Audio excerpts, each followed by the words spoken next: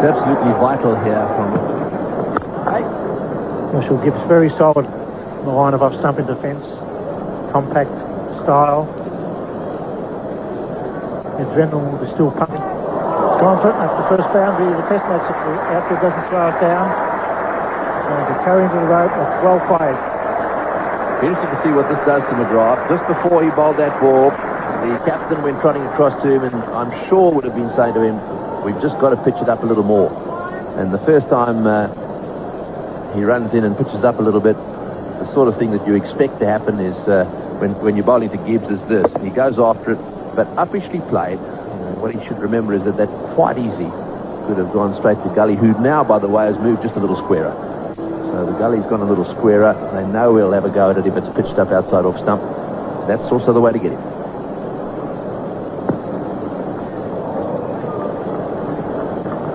This is a good start by the South Africans.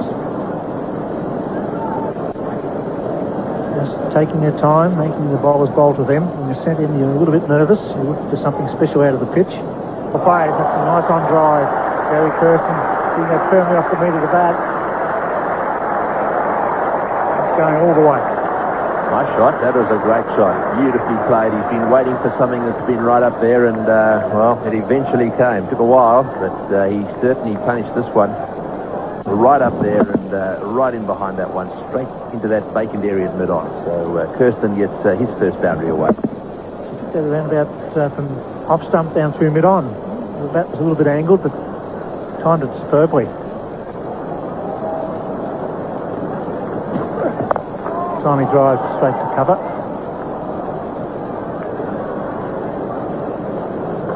That's a good shot.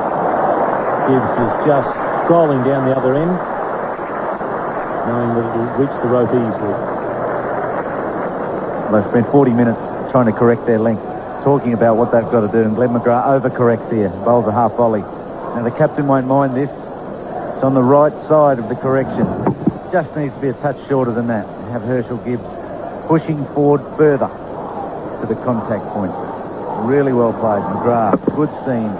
Nothing happening off that seam. Gibbs powerful down the ground.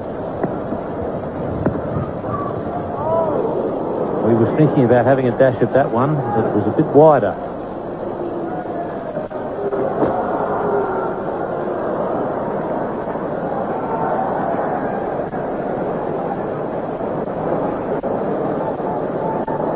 Well, the weather, the Melbourne weather, cost this test match 20 or 30,000 people by the look of it today. Seems to be coming over again, another squall over the city from the west, the MCG. Got the lot. We've got a slick pitch, we've got lights on, we've got dark conditions, and we've got Brett Lee steaming in. The rain starts to fall now. Can he pick up one before they have to go off?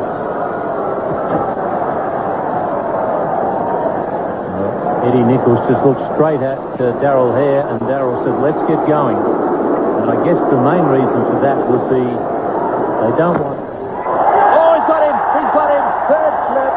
He's been bowling for a deflection into the slip cordon. The first wicket has fallen. Herschel Gibbs out caught in the slip cordon off the bowling of Glenn McGrath, and once again it's Ricky Ponting. That is a very, very safe slip cordon. 5 catches last match and 1 already in this. Perfect follow-up delivery from Glenn McGrath. Good bouncer. Got it over about middle and off, and a good line-length delivery. Herschel Gibbs, we talked about the light here. It's not great. The lights are on. Unfortunately for him, he gets a good thick edge. Ricky Ponting, who hasn't dropped anything in the last couple of weeks, hangs on to the catch. Gibbs out for 14, 1 for 24. Hendrik Human Dippenaar is the new batsman. We had Callis down in our batting order, but obviously there's either been a change or it was never correct in the first instance. One way or the other, it doesn't really matter. Dippenaar is out there, and unfortunately for South Africa, Gibbs is back in the pavilion. A beautiful delivery from Glenn McGrath. It was just short of a length, and it moved away off the seam towards the slip cord. Have a look at those slips. They're waiting for anything nicked in their direction. It's pretty dull out there. There goes another bouncer. It's called by the umpire. So No ball called. Righto, let's go back to the wicket. Just watch this ball move off the seam, only marginally, but enough. There she goes, just angling in and nicely taken. Just keep your eye, you get a chance on the back foot. Herschel Gibbs there doesn't really get across or back, and that's probably brought about by the fact that they just got back out there after the rain. Glenn McGrath's bowling a good bouncer and caught him on the crease with a good follow-up delivery. Glenn McGrath's first delivery to Gibbs was a good short one. Got him hopping around a bit, and he bowled this one here. Just watch that back foot of Gibbs. Goes nowhere. In the air, on the move, good thick edge. Ponting does the rest.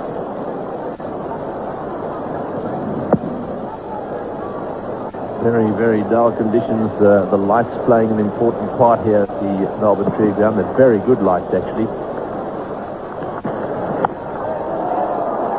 Nice and straight. Playing that one away down towards Magon. And getting himself off the mark. Well, as we speak, the drizzle is starting to fall again. He's got him again. Make that 6. Looks like the inside edge onto the stump from a quite sharply lifting delivery. Well, I just asked the question, how often has McGrath bowled to Kirsten today? That was his 7th delivery in 18 overs. He's around the wicket. A theory they've employed for a long time. Just bounced, dragged the shot. The timing of the shot was wrong because all he could get was the inside edge and bottom edge onto the stumps. Chopped on, nasty for South Africa. 2 for 36 with now Gary Kirsten gone for 10.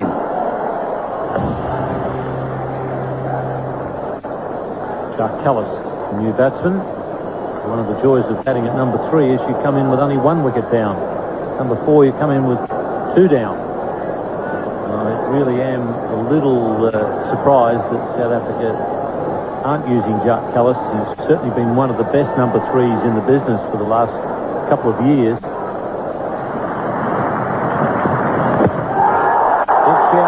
From Glenn McGrath, but the appeal was aborted, I think, because there might have been a bit of an inside edge there.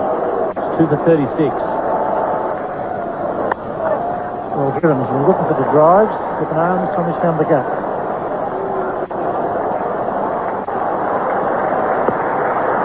Brett Lee, he's a genius in the field, he's a fine athlete. He enjoys his cricket. This is a wonderful chase and pick up, slide. The line, dipping up, finding the gap. There goes Lee from mid-off. He's like a whippet. Down he goes, straight back to his teammate. Oh, where is it? Safe. Unread, and he's lucky to get away with that. Unless he got it past the short leg square enough to safe. That was a lethal delivery. It's a wonderful contest. An outstanding bowler.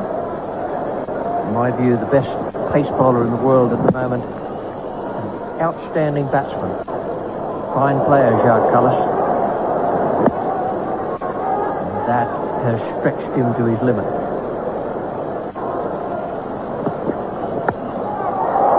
Gets that through the cord as he goes for the drive and he gets four, but at least he was trying to hit the ball. He got a result. So he picks these up. And he lost 2 wickets.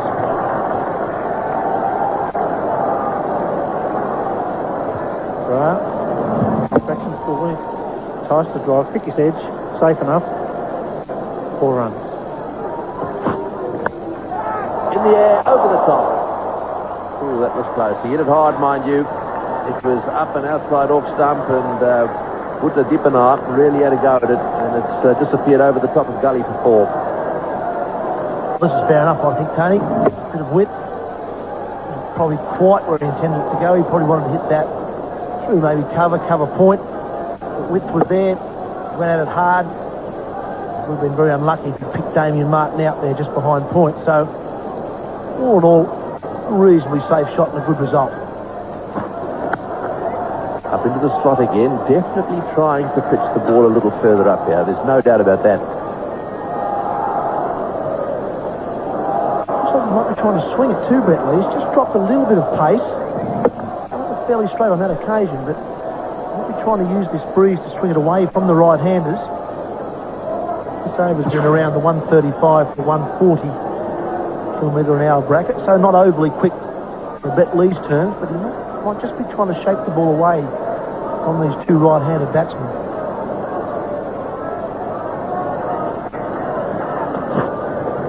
And there's the short one, and it went through at 141 kilometres an hour. It's 2 for 55. Try and give the ball the full face of the bat. Exactly what Dippenaar has done there.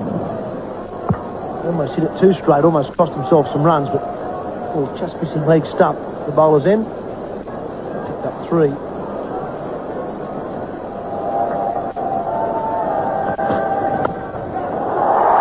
Oh, what a catch! Oh, that is unbelievable. That is unbelievable. This team takes them. Oh, it's just incredible. Well, we saw Ponting take a gem of a catch in the test match in Adelaide. I've got to say that this may be its equal, possibly just that much better. Matthew Hayden's the fieldsman. That was once again out of the middle of the bat. And I think you're right, Tony. That's every bit as good, if not better, than the Ricky Ponting one. That was lower. It was almost past him. He took it behind him.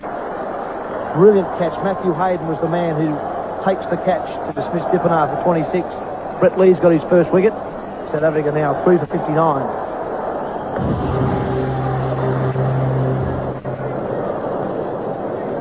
Neil McKenzie is the new batsman. And he's just arrived at the crease as a result of an excellent catch. This Australian team takes some catches, boy. And that does create a problem for the opposition. Uta Dippenaar caught by Hayden off the bowling of Lee for 26, just when he looked as if he was starting to get going. Right, here we go. It's Lee again. It's well played, right in behind it. Oh, and he's dropped it. He's dropped it. Right, oh, well, that's spoiled it all for him. We'll give it to Hayden. Well, that's a sitter. Compared to the last, this is almost a sitter. This is Ricky Ponting, about 4th slip, 5th slip. Once again, he's got a fair way to go. Goes with the one hand. We've almost got 2 on that one. Down it went. Well, that's the problem when you set yourself such high standards. You put one down and all of a sudden everyone thinks it's easy. So they love their cricket here, and there's been a bit of rain around, and they're expecting more. Good shot, straight down the ground. Hassan straight from Callis. That's 4.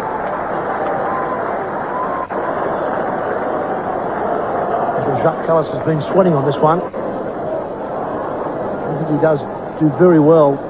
But when the bowler over pitches, he doesn't try to hit the ball too square, which is what Dippenaar does far too often. This occasion, Callis full face the bat, nicely threw mid-off, not opening the blade at all. Nice and straight with full face. Good timing. Oh, that's 4 as well. Although it's a bit streaky.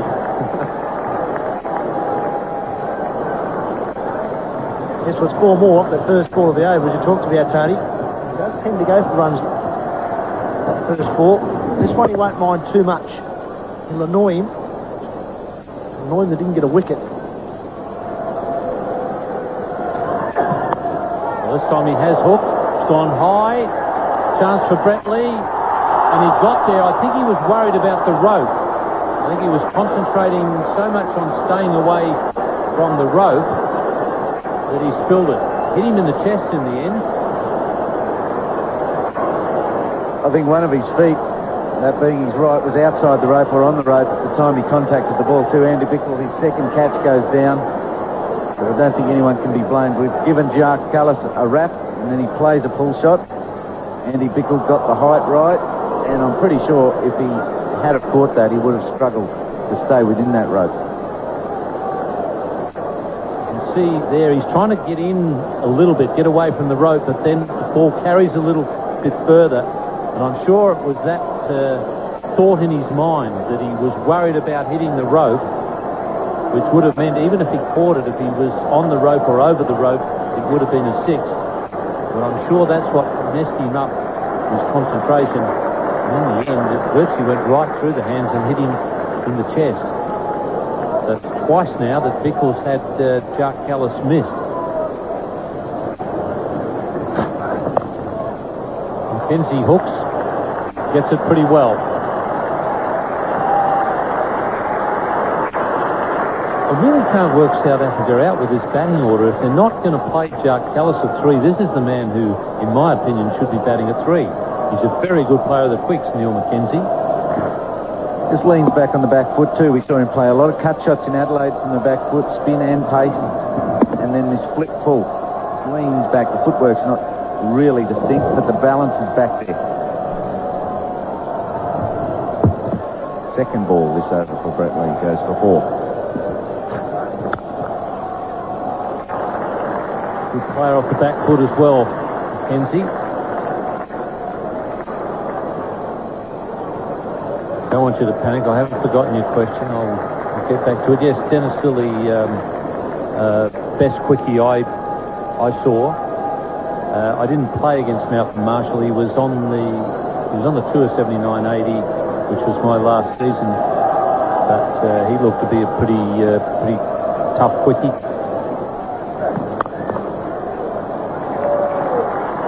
Shot off the back foot from Jack Callis. Trying to con the batsman into not going for a third. They almost got Jack Callis.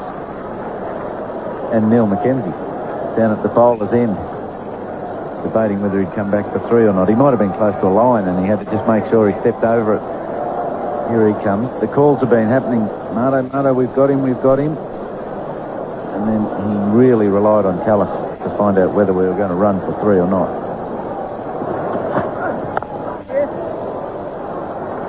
Very strong in that area.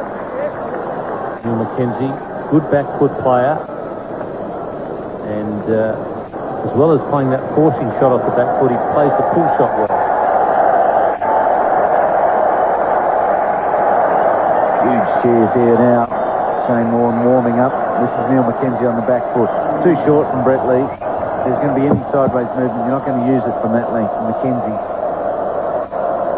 very economical in his footwork and technique. And all of a sudden, the whole splits cordon warming up as Shane Warne does.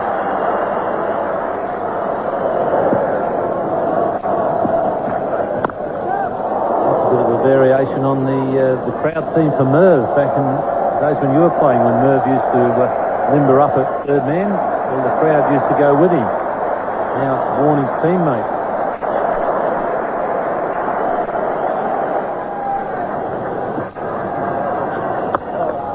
Callis using his feet well there. He got down very quickly and gave that a huge stump.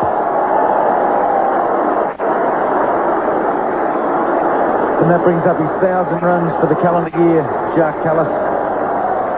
1 of 5 to do that this year. And he gives it the full follow through. Real good control down the wicket and follows through. Goes about 8 rows back.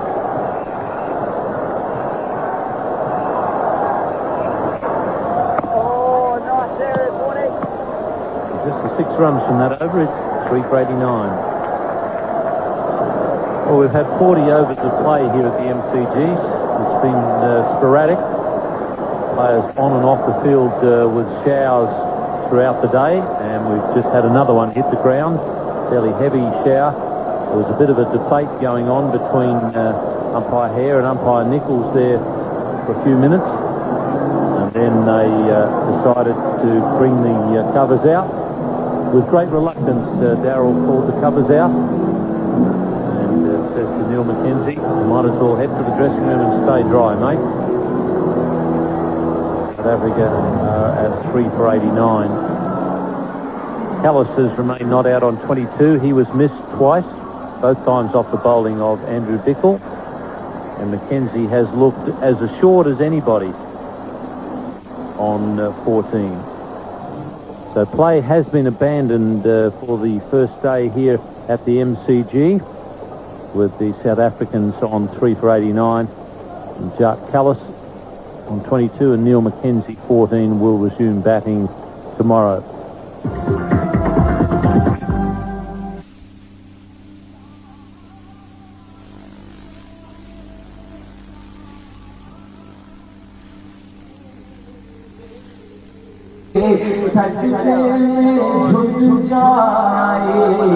Down to 14, Gary Kirsten 10.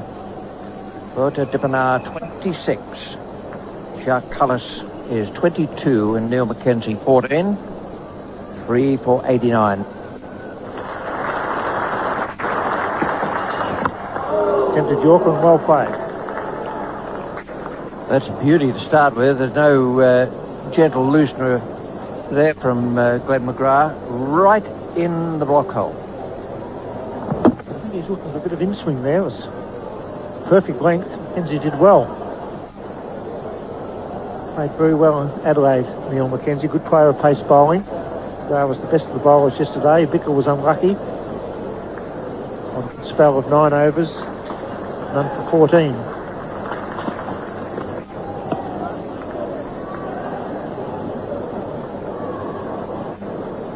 It was all pace yesterday, which was understandable with a bit of moisture around on the ground. Nothing much there on the first day for Shane Warne. He bowled just the 1 over, and that figure 6 in the third column came from the most beautiful stroke by Jacques Cullis. He hit him straight down the ground. Lovely, clean hit with good footwork. And that was the end of the day.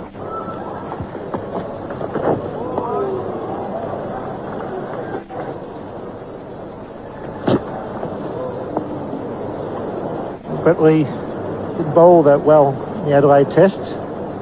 Yesterday, Matthew Hayden made his day. It was a wide outswing delivery, and Dippenaar went for it, looking for the big drive, and Hayden was superb. He was late, judged it to perfection. That's what I mean by the ball coming pretty much off the face of the bat. When you're in the gully, nothing comes off a fine edge. They're all hard hits. And that would have gone for 4. It's not a bad shot.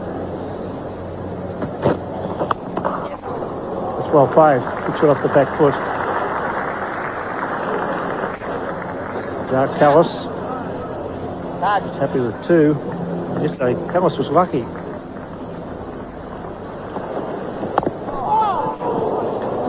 He's very organised, Mackenzie. He's got a very short back left, as Richie's pointed out. It's going to be hard to bowl. Hasn't got the big flourish. Well, the short back lift hasn't affected his ability to play attacking strokes at all. We saw some lovely strokes off the back foot in Adelaide. He's a good drive with the ball off the front foot.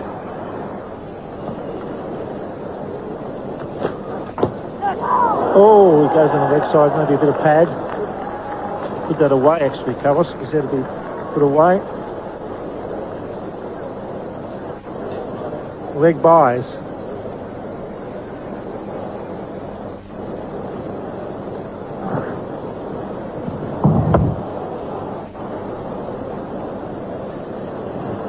Could have been a bit dangerous for Gilchrist. The dive across there almost took him right into the path of it with the right side of his face. Fitted that away. That was a fraction quicker, 139.1. 6 runs off the over. 3 for 97. And at last, he's got one through the field. That's 29 balls he's taken, and he's hit a 4. A good, solid punch through the offside field, too. That's more like it. Glenn McGrath looked there when he was walking back as though he was trying to get an outswinger going. In fact, he did get it to swing a little bit, but it was a bit too full. Mackenzie's a very good player of pace bowling. It's good off front and back foot.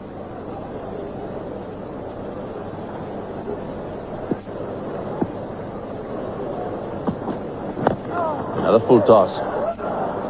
And that one away down to fine leg. So 5 runs off that over. It's 3 for 102. That's better. Through the onside field, a nice straight delivery that time. McKenzie has got things moving. That's a long boundary down there. They'll be looking to run 4 and will do it easily.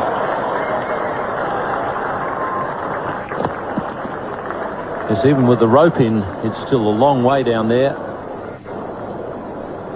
Steve Waugh operating with only 2 men on the onside. That meant that Justin Langer had a lot of territory to cover. The only other man on the onside is Glenn McGrath. He's way down at fine leg. Not quite off the middle of the bat, but reasonably well placed.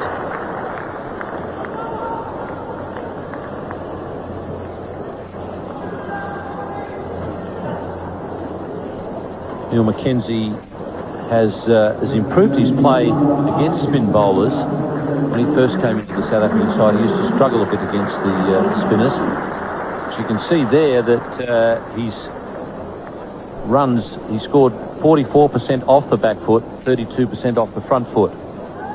So he's got every chance of succeeding in Australia. That's well played. Straight down the ground.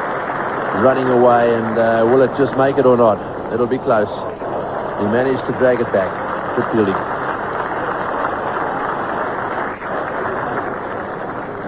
An excellent chase there from Andrew Bickle.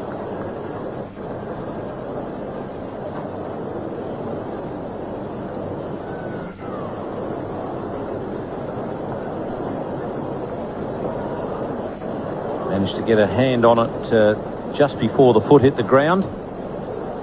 So he saved 1 run. Callis was able to run 3. Well, he's had a go at that one, and it's gone over the top. If you're going to cut hard. That's what he's done. And McKenzie has picked himself up another boundary. So that's his 4th.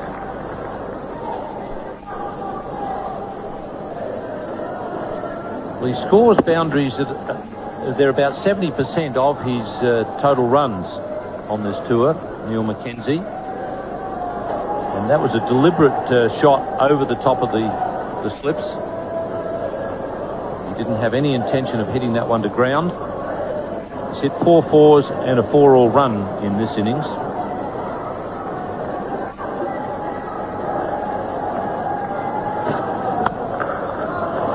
Well, that's a great shot. Beautifully played down the ground. Just swinging away a little bit. And, well, beautifully into position. And a lovely strike of the ball straight down the ground for 4. Well, he's showing his versatility in this over. 1 horizontal bat shot for 4, and then a beautiful drive through mid-off. Such a sweet timer of the ball. That's obviously why he hits a lot of boundaries.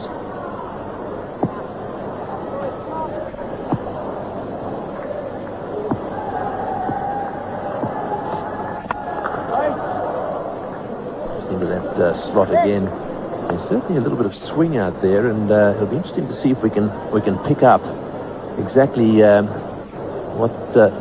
See, there we are, the shine there. Now let's see what he does. He's holding that. Well, he's definitely holding that for an outswinger. So it's not reverse swing. This is orthodox swing at the moment.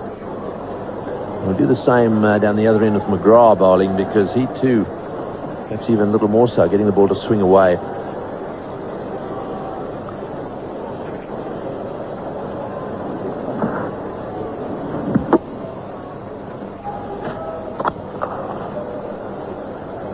Well, 9 runs of that over. Good one for South Africa. They're starting to move now. 3 for 122.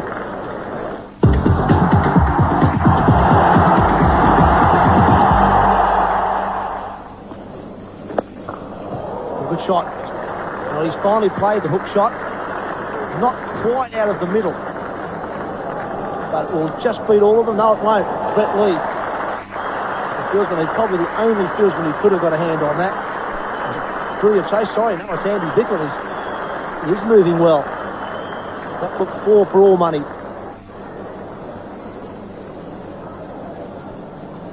See the ropes come into play. It's a big rope. It's like a hose. Has that wheel touched the tubing for mine it did, and it's the inside of that tubing which is the boundary.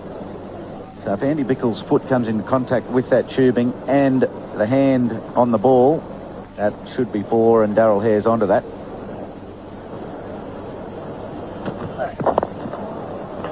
That's a nice shot. There'll be 3 or 4 in this as well. Andy Bickle's got the edge. That one didn't swing at all. Made a nice half-volley leg stump. Oh, he's past the outside edge. Bickle's up. And he's given him.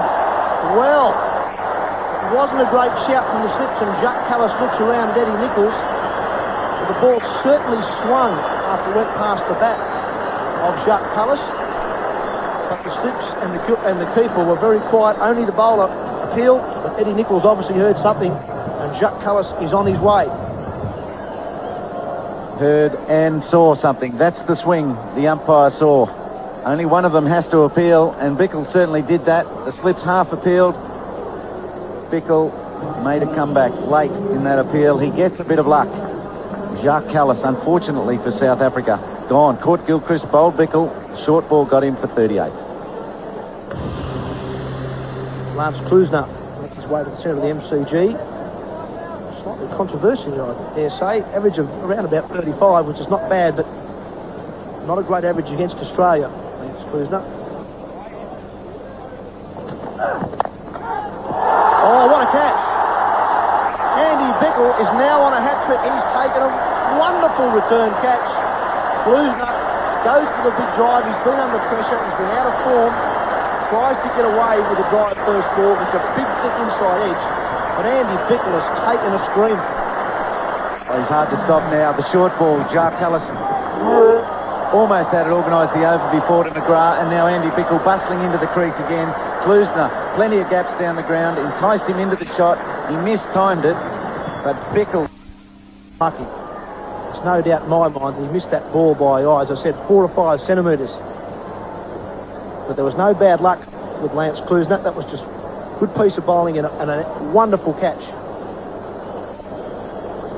I think what did probably umpire Eddie Nichols when he gave his decision was the fact the ball swung a long way up and went past the bat. Just watch it here. Swung a long way. Adam Gilchrist has not even appealed. Shane Warne's got his hands up. Andy Bickle's inquiring. Not really a full shout either. But I think that swing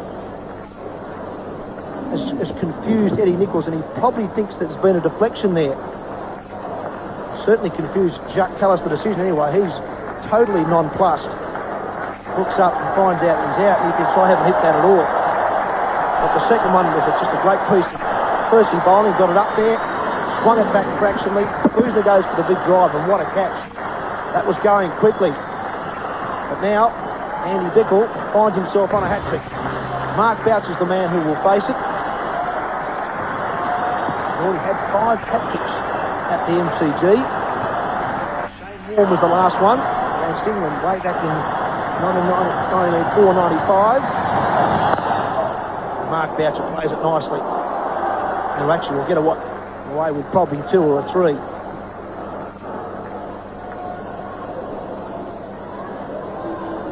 Well, this is a momentum that Bickle could have created yesterday. Ricky Ponting followed up Matthew Hayden's great catch of Jacques Kallis early.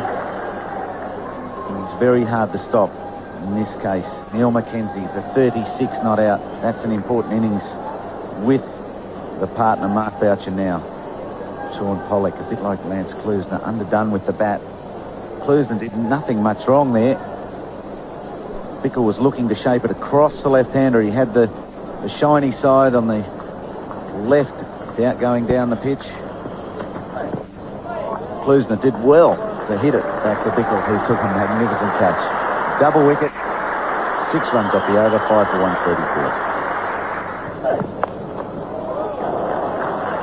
Boucher likes to play the pull shot, and on that occasion he's hit it very well.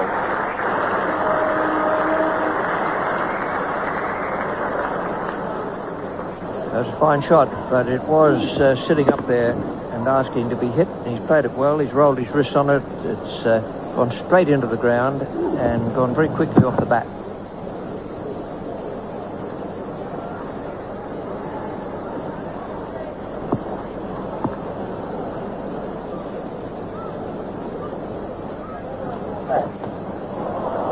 so high it's gone way over Adam Gilchrist's head, and it's going to be classed as a no ball.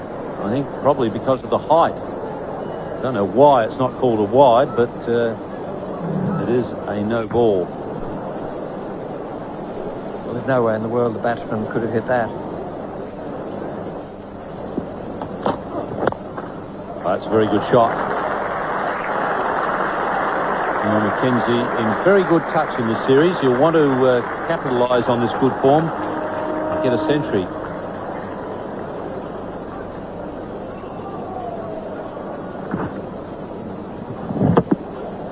Once again, that first ball, the problem for Brett Lee. That's actually the South African series. So the most runs coming off his first delivery. And also his lowest average speed first delivery.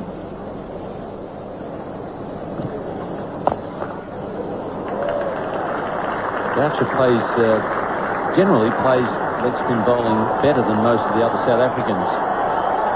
Going to be another 4. No, it's just beaten into the rope. They were going to run 4 anyhow. A bit like Adelaide, this long boundary here at the MCG, where you used to have to make up your mind if you wanted to let it run into the boundary on the long part of the ground, or take the risk of them running 5. Always avoid the embarrassment, Rich. Safest option, let it run into the gutter. Charges, goes to the lofted drive and almost a chance, but he gets 4. That's a well-made 50. Took a chance, he went it warm, lofted the on drive, well played. Yes, they're playing Warren with a lot of confidence, aren't they, these two? He certainly mishit that one slightly, but he's not having any problems with misreading anything. And that one, I think, is a measure of his confidence down the pitch, but hit him straight over the top, slightly mishit it, and was just a little lucky to get away with it. There we are, just there's a bit of inside edge in that as it went away. About a metre away from it on. Thomas looked through the wicket though, to run them. They should run 4. And run 4. It doesn't matter if they hit the rope or not.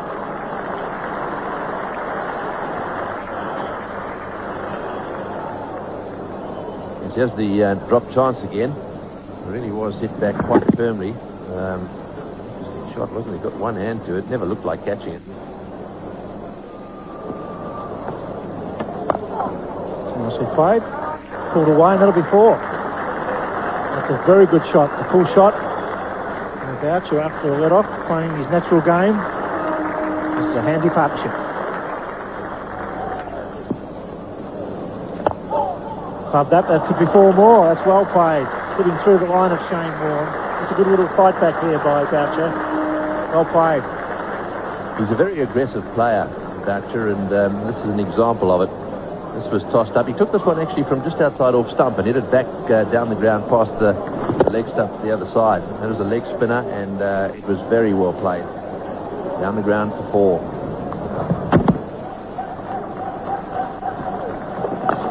Sweeps. A single.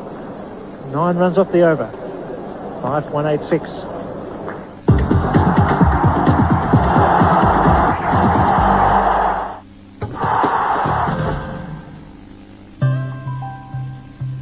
हर रिश्ता है रिश्ता सांसों का भरोसा तुमसे है हमारे हर पल का खुल के जो He did.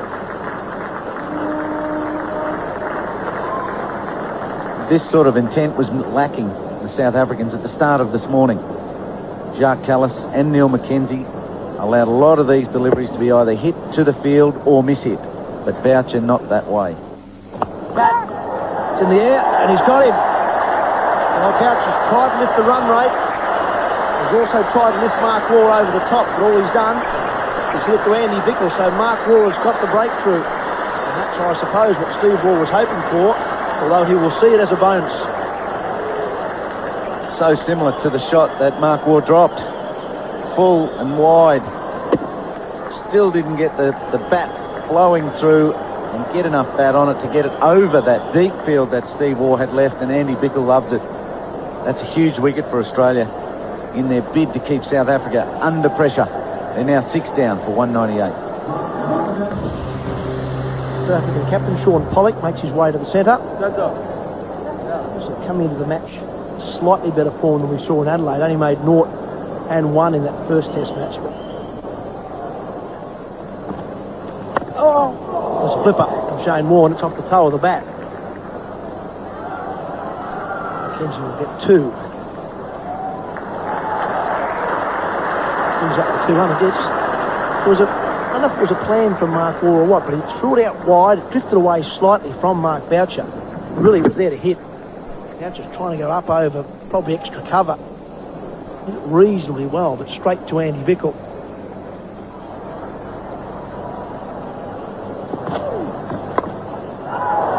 He's got that one away. He's got it away almost to the boundary. McGrath gives chase, and in the end gives up. Shane Warne throws his head back, but that's the way Sean Pollock's got to play. At his best when he's aggressive. The problem he has with the slower bowlers is he likes to hit the ball and hit it hard. So he goes at the ball hard. That one was in the air for a while. He looks much better playing like that than playing with a hard bat, hard hands, with bat next to pad. That's when he looks in real trouble to me.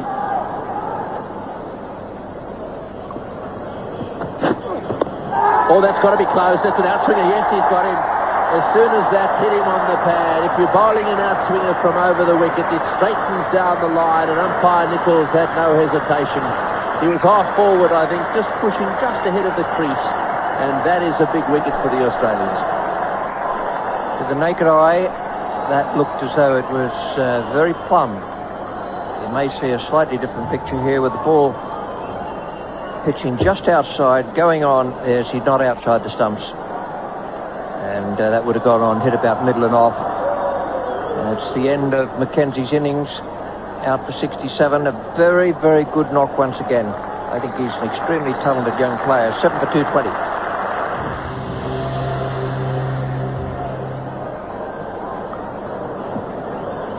Right, well, the new batsman is out there, Claude Henderson, facing the new ball.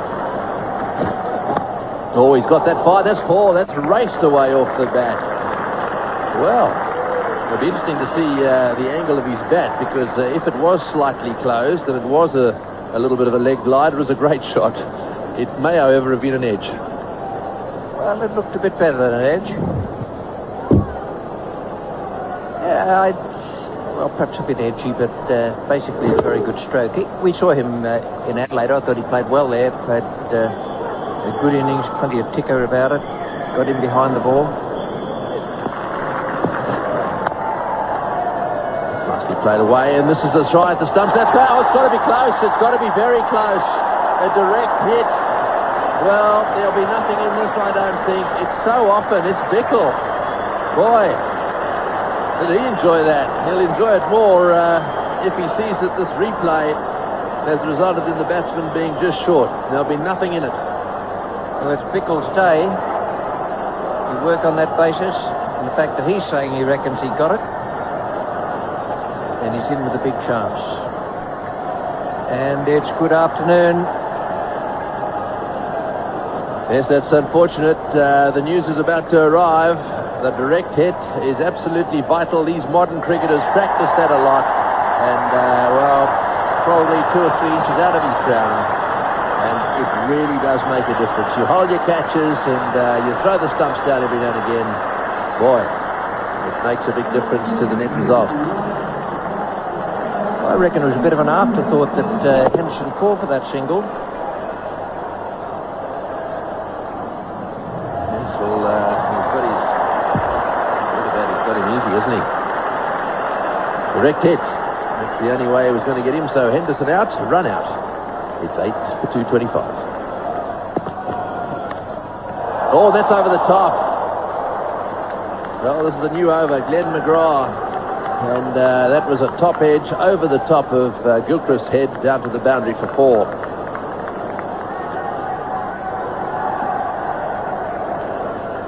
I don't think there's too much doubt about Sean Pollock reckoning there's not much batting to stay with him. Going to try to get what he can. Oh, that's well played. That's beautifully played.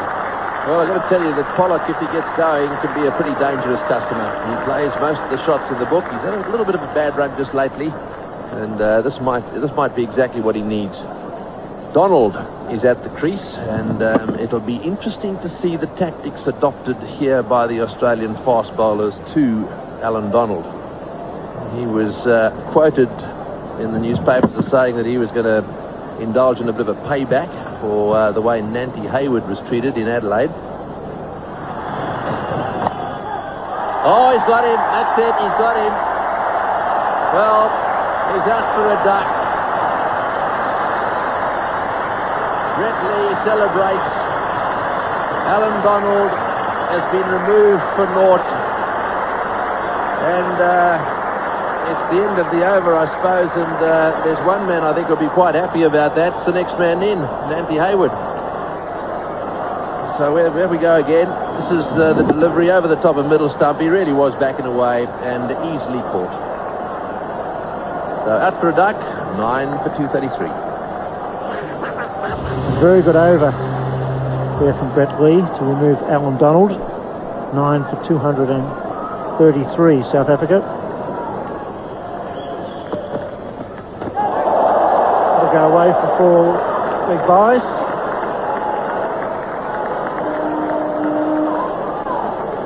Yes, the batsman was attempting to evade the short pitch delivery, so that is deemed to be a shot. That's why it's called for 4 leg byes, even though he wasn't trying to get the bat on it.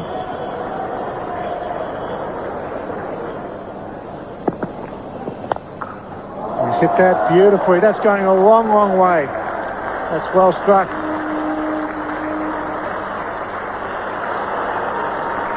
They picked that up easily. There's a change of pace from Glenn McGrath. Gave him the slower leg cutter, but he picked it early and just hit straight through it. Never mind the fact that mid-off was just inside the rope. Wasn't worried about him.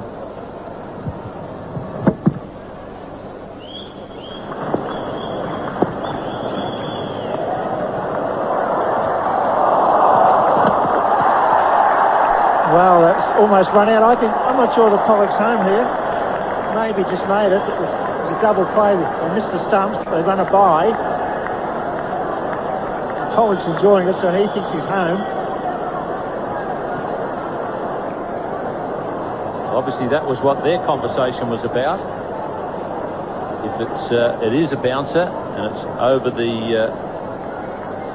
over my head, you run for the bye. Sean Pollock is just home, so they've got the bye, and Sean Pollock will retain the strike.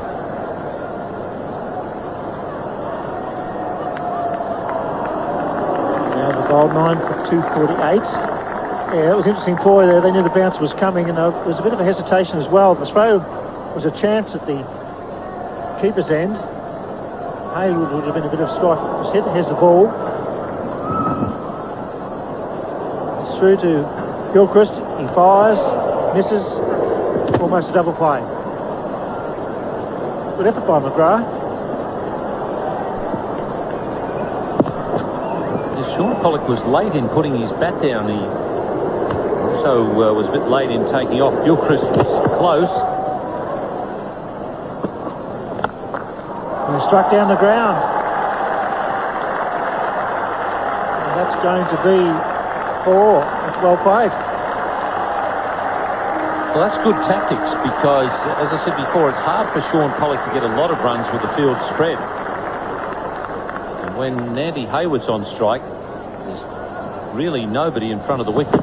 So anything that's up there, that's exactly what he should be doing, having a good crack at it. Oh, he's had a go. That one got it over the top. Well, he may well have been ducking and playing a shot on that occasion as well. It's gone for 4. Nancy Hayward has got a boundary away. Welcome to our Melbourne viewers. You've arrived at an interesting time, just when Nancy Hayward, the South African number 11, has got a boundary away. This is the second day of the Orange Test match. And there is the South African scorecard. We're down to the last man in now. 9 for 273. A good innings from Mackenzie. He made 67. Boucher, 43, was involved in a useful partnership there. Now it's Pollock who's doing most of the damage.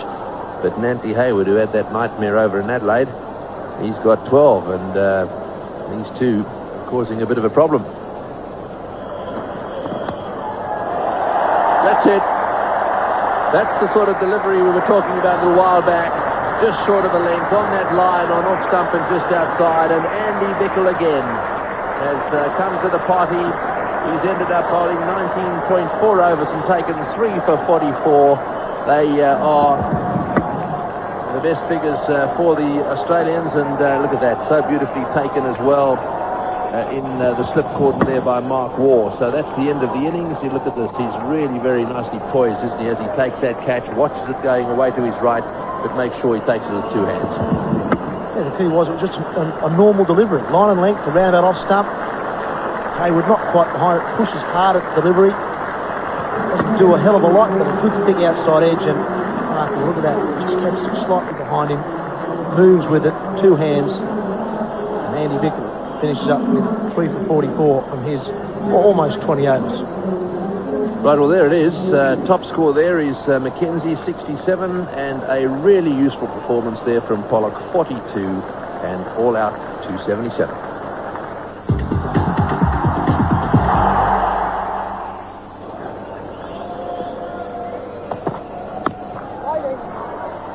Well, light drizzle has arrived at the MCG for the start of this Australian innings. The start of the South African innings yesterday was interrupted a couple of times because of rain. This is the first time today we've seen rain. South Africans would probably like it from the point of view that it might just liven the pitch up a little bit, but they won't want it to damage the new ball.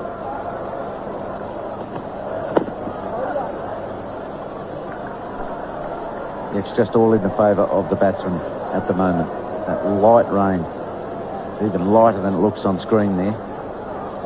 All that will do is not get enough onto the pitch. Got 1 or 2 hits in the outfield with a greasy surface.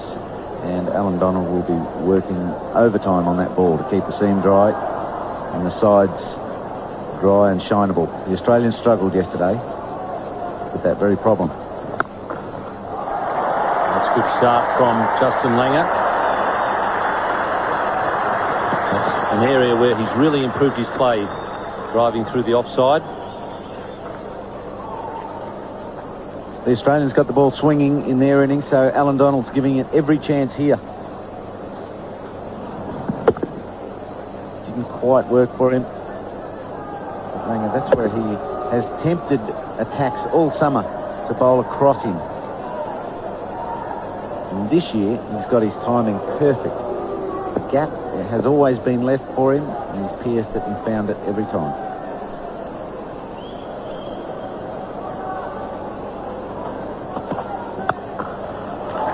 Straight this time, and hit much better. Right out of the middle.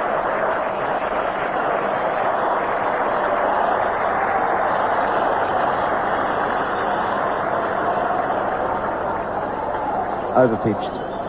The ball was bowled to the batsman's footwork. Nothing much required.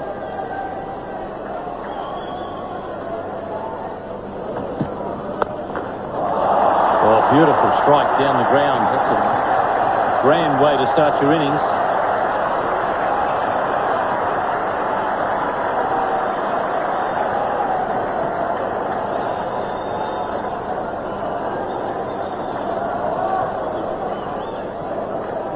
Absolutely no effort at all there from Matthew Hayden. Just leant on that one right out of the middle of the bat.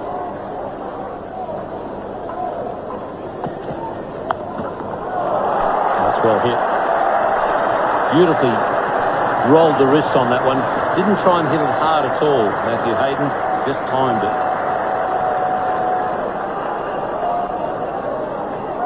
Must get it high. Only 130 k's an hour, so it's just got to be up higher, just about the badge of his helmet, so that he loses some of that brilliant control he put into that shot. Just stood up and crunched it 4 to square. Langer really is driving beautifully.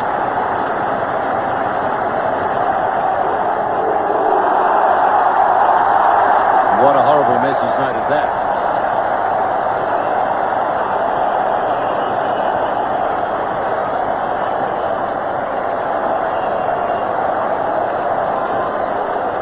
Well, it was such an enthusiastic effort which ended in disaster.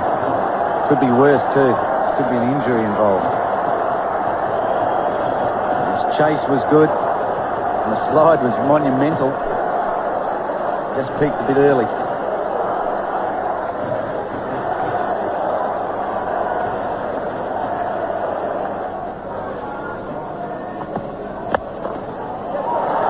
Once again, that cover drive from Justin Langer.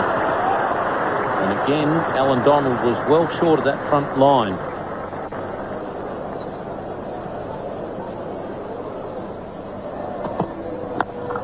Well, he's hit that one easily. Once again, right off the middle of the bat.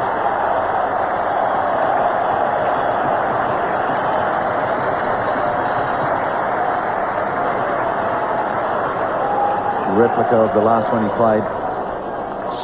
Stand up with great composure and then the power to come. Very simple. Short, sharp back lift, snap it through. Very much like Neil Mackenzie in the first innings. Very simple, but how effective.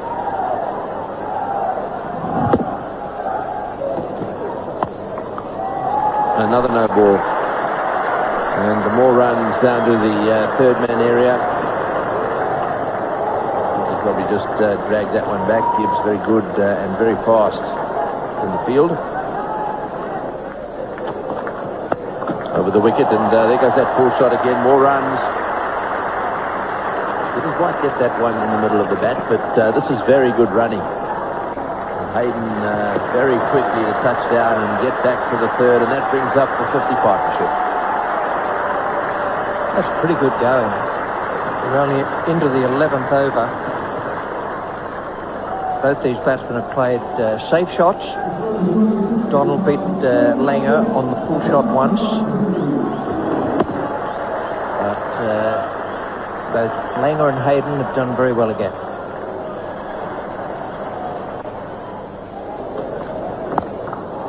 It's too short, and he's a good player. I'm not sure why they're bowling chest high advantage to Matthew Hayden. He's one of the best backward players in the world at the moment. He's got his extreme confidence. He's a tall man. And he's swatted that away before. The key to Matthew Hayden's game is he's not trying to hit the ball too hard. He's just punching the ball. He's such a strong man. He's got a huge follow through there. Very strong arms. Very strong bottom hand grip on the bat. Top hand's quite a fair way around. He just punches the ball with that bottom hand. He gets somewhere near the middle with that sort of swing and that sort of build that he has. He gets boundaries very easily. 1,272 runs this year and an average of 60 for Matthew Hayden. It's been a golden year. Through again, we're talking about the drive. It's beautifully timed here, the crack of the willow and the weather. They may get 3 because Lance Kluseman, he's a little bit slow on the field these days. They didn't take him on this occasion. Kluseman might have to do some work with the ball here as well. And this sort of delivery, you can bowl Justin Langer prior to this year and get away with it. You can either defend it or let it go through. Now, he's getting full stride in, playing his drive. Only gets 2 on this occasion. But what it does, it then forces the bowler to bowl elsewhere and start bowling short and cuts and pulls where he's very strong. Coming from the Perth ground, the Wacker ground in Perth. Plays his square the wicket shots very well, but Anti-Hayward Richie, because he didn't slide that time. Very wise.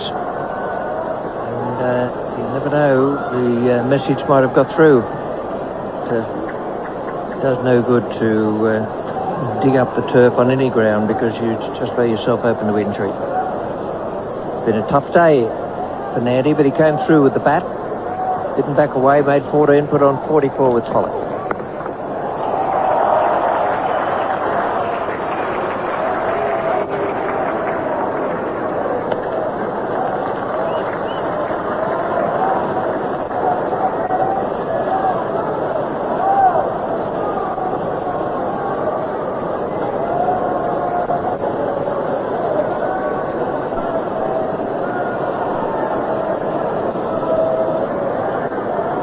That man is staying at short mid-on for Langer as well as Hayden.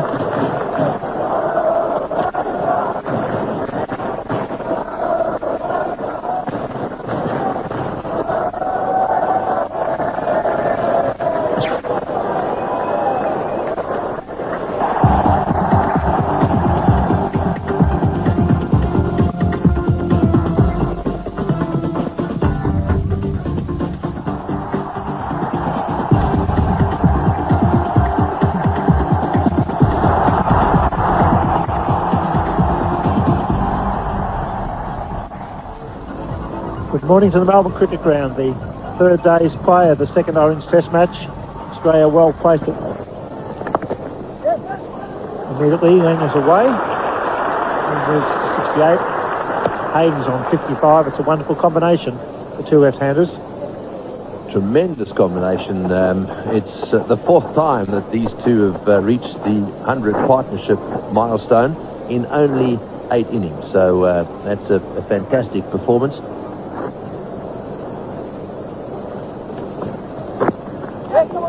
Fine, they'll go for 4. So the run's flowing really once again. That's very nicely played.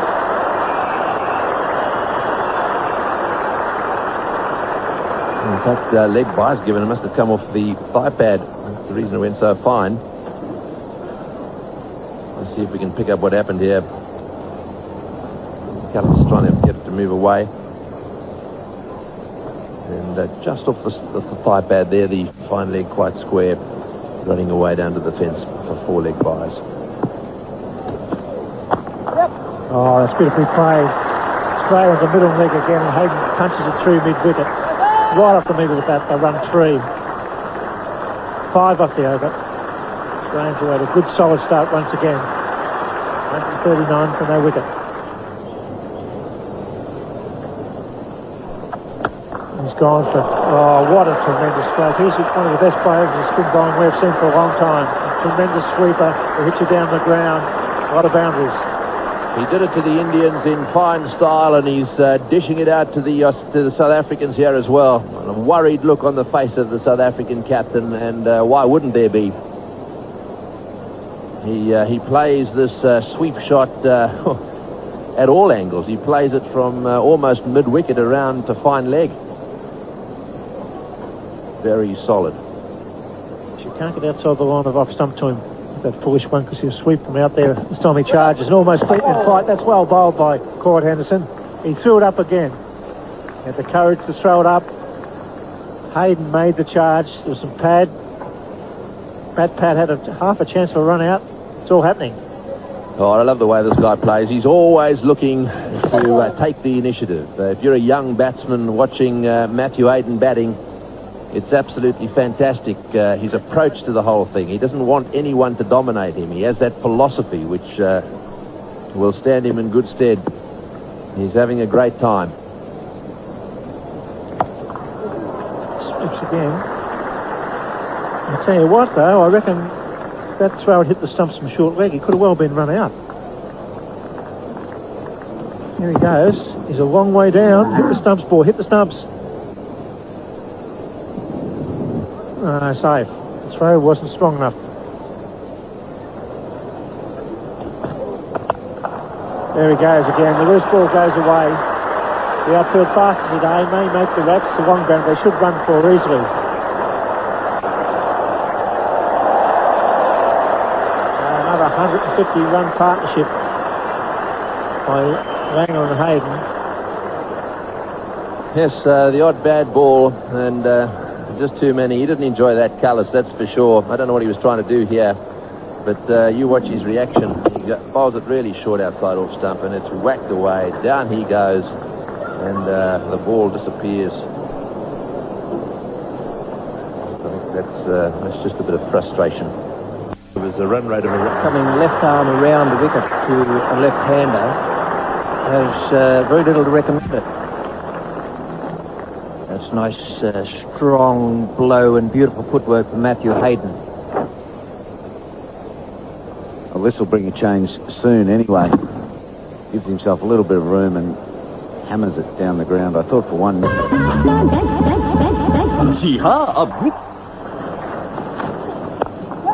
100 for Matthew Hayden, his 5th in 2001.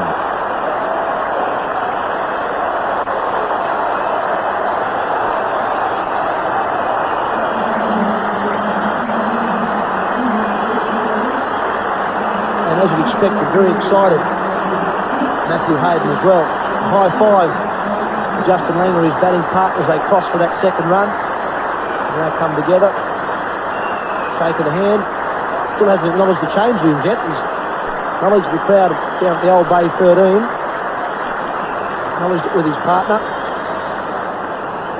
Not much to the change rooms.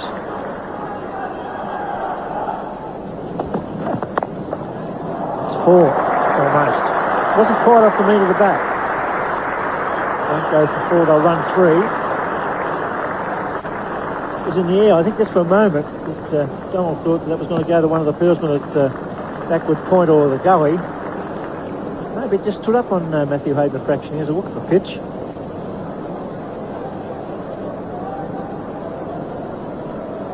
A word to his partner as well. Donald stood up a bit high and away. Goes away for 3 runs. Hasn't bowled a lot of luck this morning. Alan Donald has beat 1 or 2 outside edges. This time it beats the fieldsman. Oh, good shot. Full face to the bat from Justin Langer. Brings up the 200. What a magnificent partnership this is. It goes for 4. They'll get a wonderful ovation. They deserve it. It's wonderful to be a spectator in a situation like this where you have batsmen attacking in this manner. The whole team does, but these 2 openers, they're playing correctly, and yet they're attacking all the time. Another double 100 partnership for Hayden and Langer. A very significant thing for Hayden today, I thought, when he made 100 against South Africa. Very significant. It's gone, and I was just going to say, way back in 1963-64, in Redpath on debut was 87. And the 1 for 202, and he held out. It was bowled by Joe Partridge. This time Langer goes for a hook shot. Donald breaks through, and all of a sudden it's 1 for 202. History repeats itself at the MCG.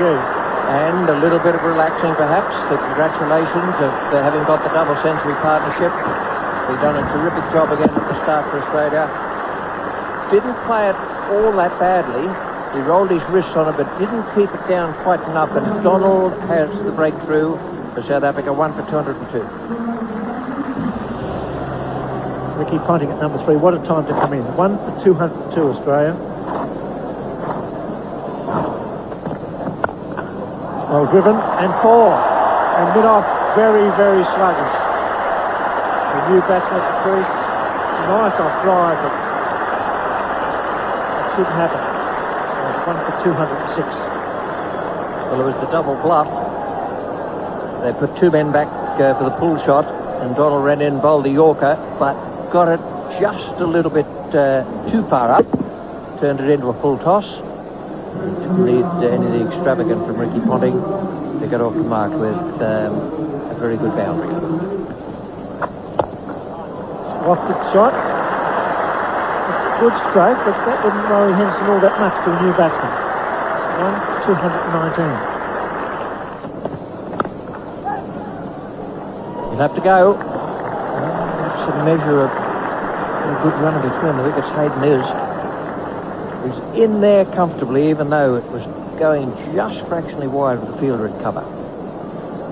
Ian Chappell's already pointed out, this is not the best South African fielding side we've seen. Even this occasion here, he's probably going to make it, but he doesn't pick up the ball. There's no sign of Hayden. He's in with half a chance, isn't he?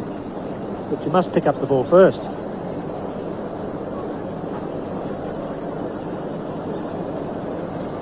The pressure on the fielder there, Porter Dippenaar. He wasn't quite up to the pace. As I was saying a little earlier, it's a very significant day for Matthew Hayden. In the scorebook, it'll show it 100. But from what he does, you can gather that it is significant for him as well. Making 100 against South Africa, almost a high five there, or a high neck chop, with Justin Langer on the way through. Then his own congratulations and thanks, and a different style.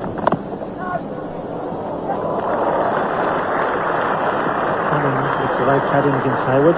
Not quite off the meat of the bat, but he'll pick up 2.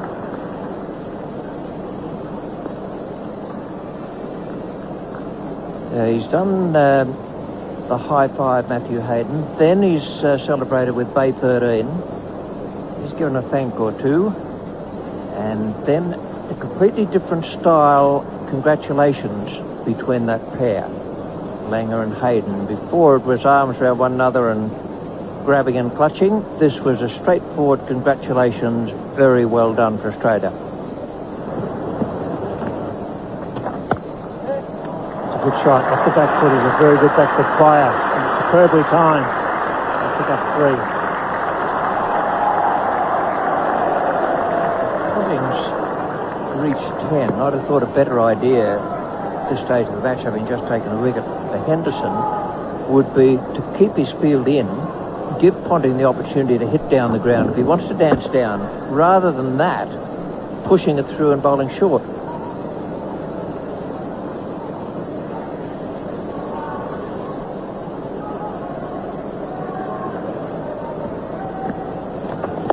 Quicker one to Hayden, he still picks up a single. There's another example of what you're talking about, Bill, with the fielding. A good fieldsman, and yet under the pressure, there's no Johnny Rhodes in the side. Now, Mark Taylor was pointing out a little earlier that they've got different slip fielders, so they've undergone a change in their fielding structure. Johnny Rhodes will come over to the one-day internationals and make a big difference. They're enthusiastic young guys. Probably make a bit of experience. Big occasion, good crowd here at the MCG, big ground. That's a glorious cover drive. Good use of the feet by Reggie Ponting. May not make the rope. They run 3. So Ponting straight away on the attack. He's moved quickly to 16. Off 16 deliveries faced.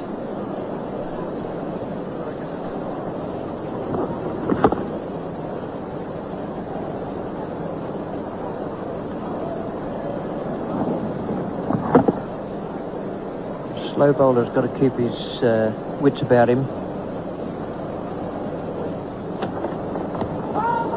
Oh, let me say, that's the question for LBW here. What's what the call is? Leg by. This will be an interesting one. Maybe pitched outside line of leg stump, but it stayed down a fraction. Raced away for 4 leg buys. Andy says that pitch outside leg. And it did. And it was going to miss off stump anyway. Well, again, it was too quick for the batsman. That's 150 Ks, and it's got through Hayden's defence before he's had a chance to get his bat down. So that's 2 this over, 1 to Ponting and 1 to Hayden. Too quick for them. Oh, there's a blistering drive through the outside field. Ponting letting loose. That, well, did he put a hand down?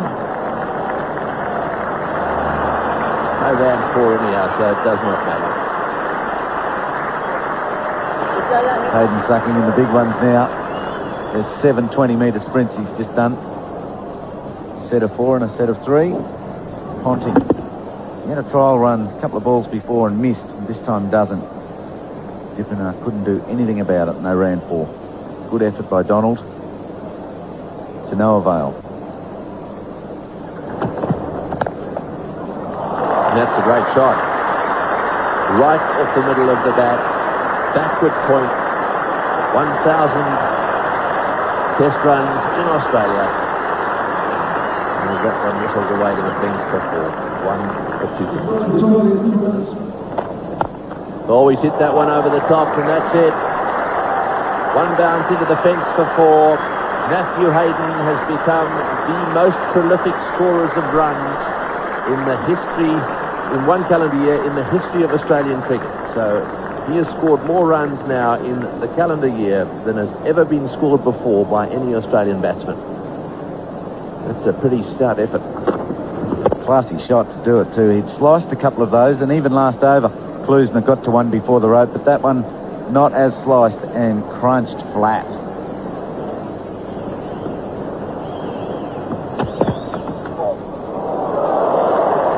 That's gone straight over the top. I think that he might have got a little bit of something on that. It obviously deflected off either his crash helmet or his shoulder.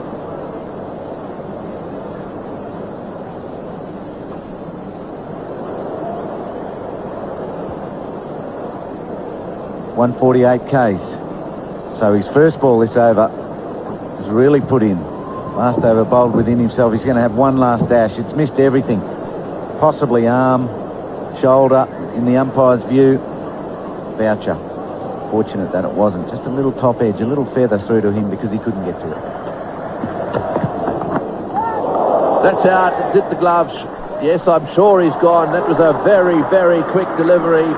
And what a ball from Nandy Hayward. And that really did surprise Ponting. He wasn't trying to play a hook shot. He normally does. Well, he looks a little bit almost as if he's shocked by this. Let's have another look. But don't worry about getting to lunch. Nandy Hayward's produced a beauty. He's got it right.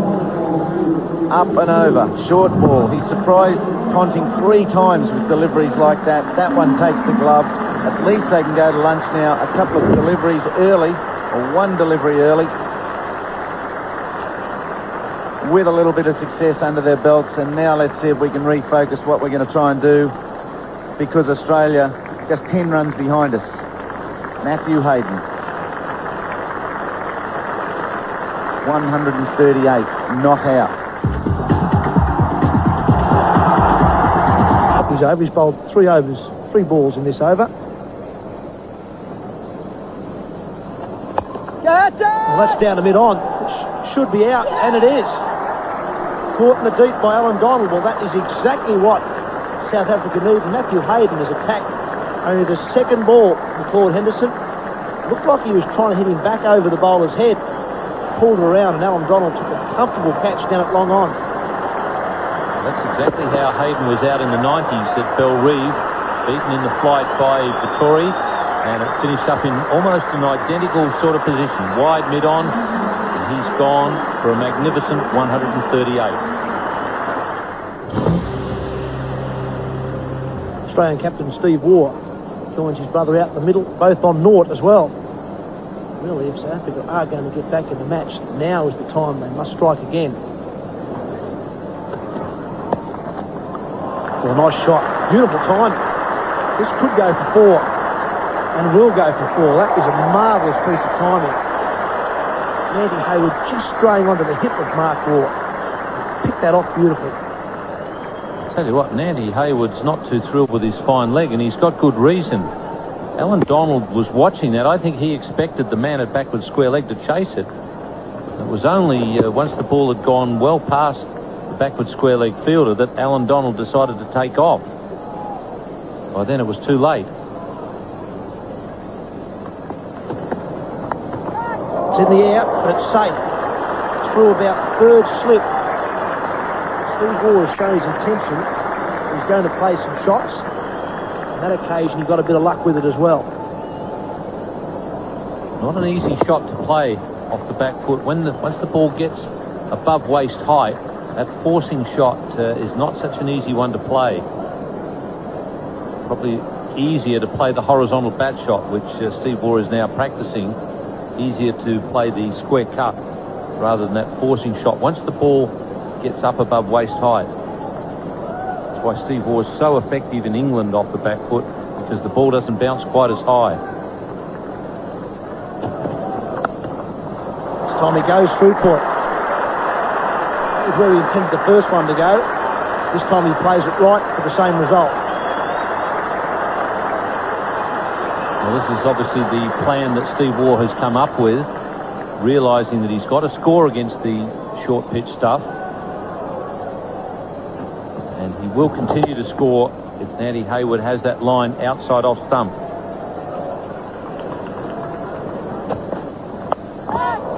Or in there somewhere, but that one's gone over the top. That'll be the third boundary from the over. The two of them off the outside edge, so no luck for Hayward. Steve Waugh races on to 14, 3 for 286. That's the big slog sweep. And lands just inside the rope. Couple of bounces. Fielded by one of the 12th men running, cruising around the ground. 3 for 294. Shot. Just a bit of blip for Mark Waugh, but he's screamed that through point. Wonderful way to finish the over and bring up the 300. Australia 3 for 302. Well done. Beautifully cut. That was a wonderfully executed horizontal bat stroke. Just backward a point, whistled away for 4. They're not choking down just because they've lost quick wickets. Ponting and Hayden going within a few balls of one another. I'm still of the opinion. Basu just discovered the smooth ride of their new TVS Victor. That's what happens if you get too short and too wide. Very good cutter. I'll pick up 3 more. It's already a very good partnership. That's 3 for 337. Cracking shot, that's his best shot, Mark Waugh. If you fire wide, he'll put you away. 4,000 runs, Australia for Mark Waugh. Very consistent middle order batsman. We talk about his pads, but he's very strong out here as well. Give him some width, he'll put you away. Perfect balance, plenty of time. Crowd loved it. Good crowd in. He's gone over the top. Steve Waugh, he gets that for 4. And you have to do these sort of things when you're in strike. A short pitch delivery, and that was a good shot. Not a great delivery because it's not quick enough.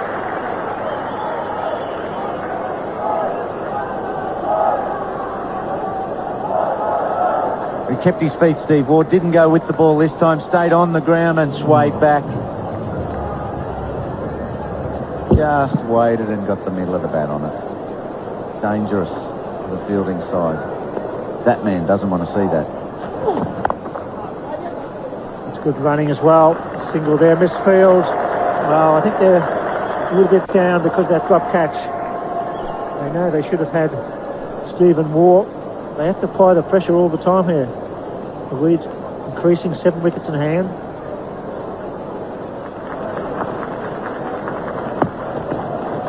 Got him! That's the wicket they needed, and Donald does it. This is a beautiful spell of bowling.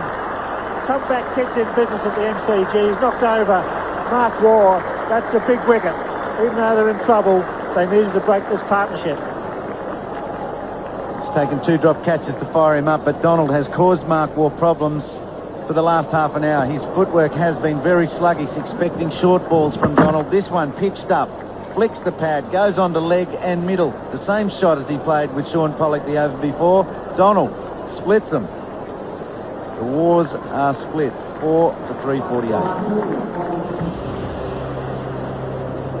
Get rid of Mark Waugh, you get one of the best batsmen in the Australian team in my mind. Best score in the previous test, 124 not out. A beautiful player, attacking player, good defensive player.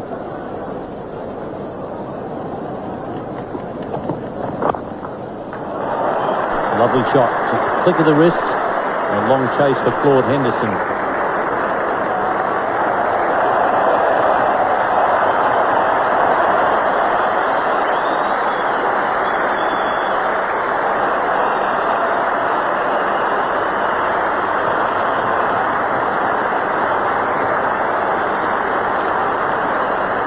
scores in that 50 for Steve Waugh. Hasn't been one of his most convincing, but typical of Steve Waugh, he is a survivor.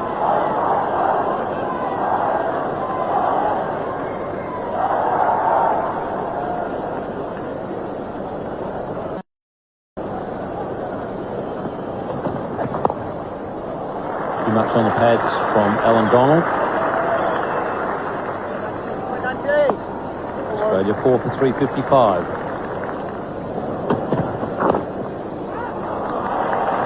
Alan Donald hasn't seen that at all. He was sort of waving his arms around saying, "Where's it gone?" Well, it was a long way from him. Yes, Nandy Hayward there is trying to get the attention of his captain and asking for a man back on the onside. Now, there's an example of where really he needs simply to be told, look, that is just not the place to bowl. The Waugh brothers love it in that area. Most Australians love it when it's straight. So what he's got to do is really move his line across to the offside a bit.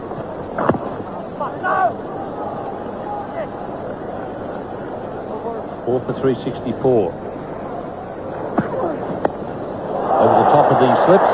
That's where he likes them, outside off stump. And that's where he scored a lot of runs off the short pitch delivery. There's absolutely no point in Callis looking a little bit surprised there, because he plays that shot pretty well, and everyone knows that the place to bowl the short ones at him, if you're going to bowl them, is straight. Give him room like that, and it's just another 4 in the scorebook. That's where the discipline is required. That's where you've got to do your homework a little bit, and that's where you've got to implement what you know.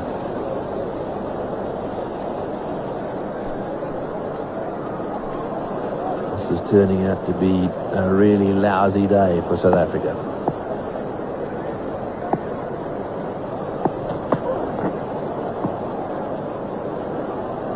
I think a bit of anger has taken over with Jacques Kallis. He really just charged in there and tried to thump that in as quick as he could without any thought to direction.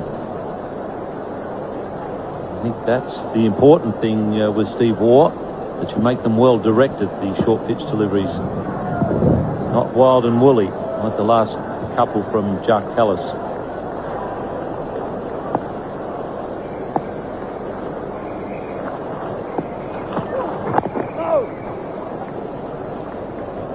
Score for 375, the lead now up to 98.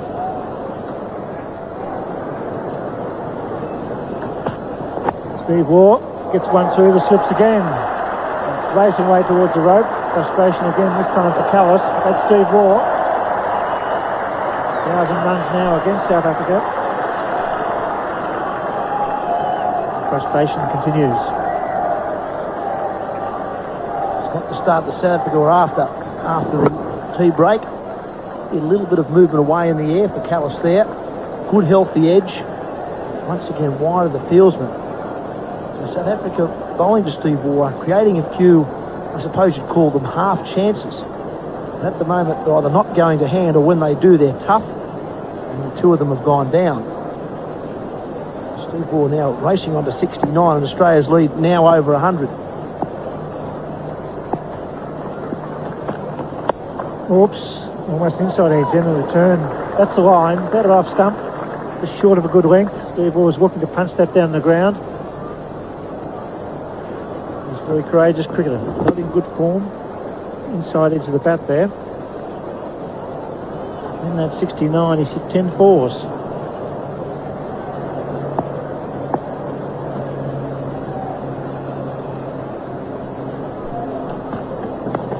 Another edge, this time it's in front of second slip.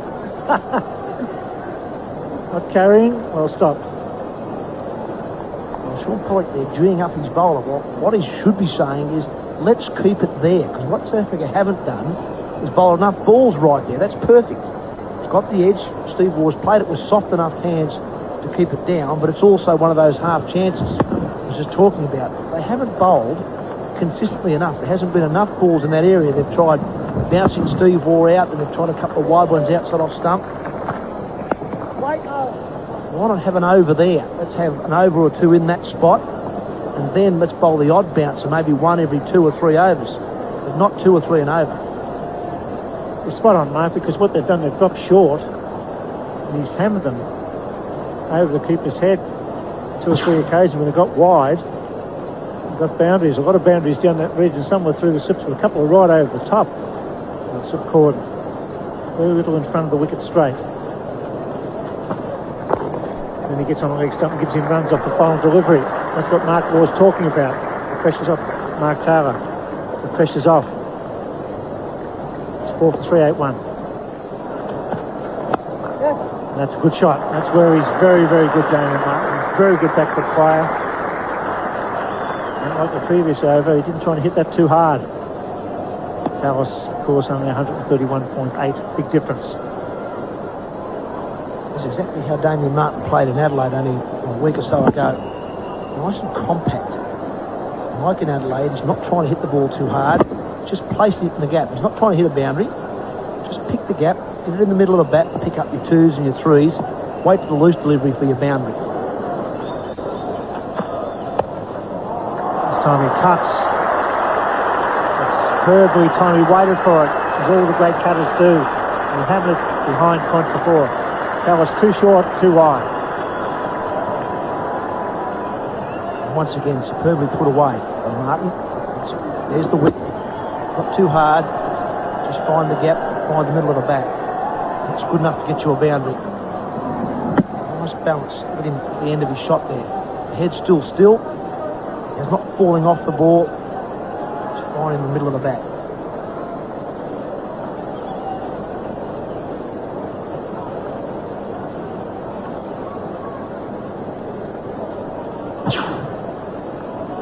Two slips and 2 gullies in, a point cover mid-off on the offside.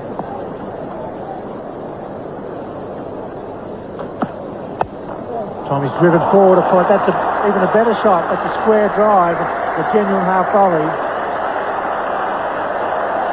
Dallas doesn't know where to bowl now to Damien Martin. If he dropped short, he's just able to hook him as well. Beautiful batting. I'm not really sure why Jacques Kallis is standing in the middle of the wicket with his hands on his hips. A half volley, a little bit of width. Once again, Damien Martin, that is how to play those offside shots. Saw the back cut the ball before. That's the front foot square drive. Both perfectly executed.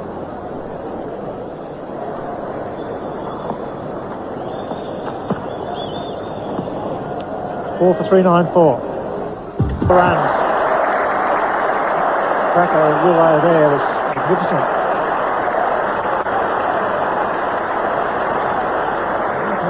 About Steve Ward's best shot, that one. That's not a bad delivery from Hayward. That's about what we're talking about for Steve Ward. About the right line and right length. It's a good shot. A bit full up. Steve Ward on the back foot. And that's just a good shot. Timing and placement. That's where you want him. Want the ball just to do a little bit. That's well played. Comes up to 400 for 4.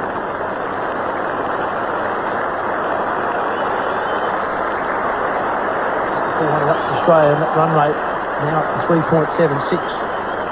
400 is coming up at a good rate, which once again is giving Australia plenty of time left in the match. The bowl South Africa out again. Already the lead's 123. Well, that's a very good shot. And he's just eased that one through the offside field, and it'll run away to the boundary, and nicely picked up by Natty Hayward.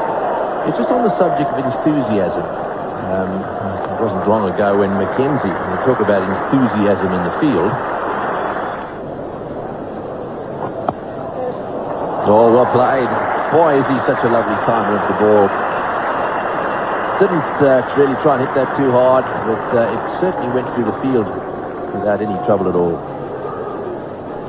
So the end of another over, 4 for 417. Oh, there's the cut again.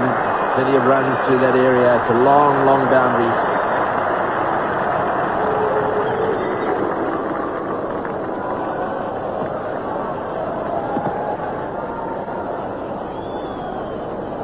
His favourite side of the ground, Damien Martin, probably his favourite shot.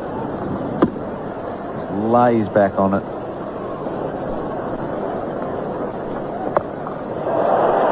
It's hit that one. That's the shot that he goes for every now and again.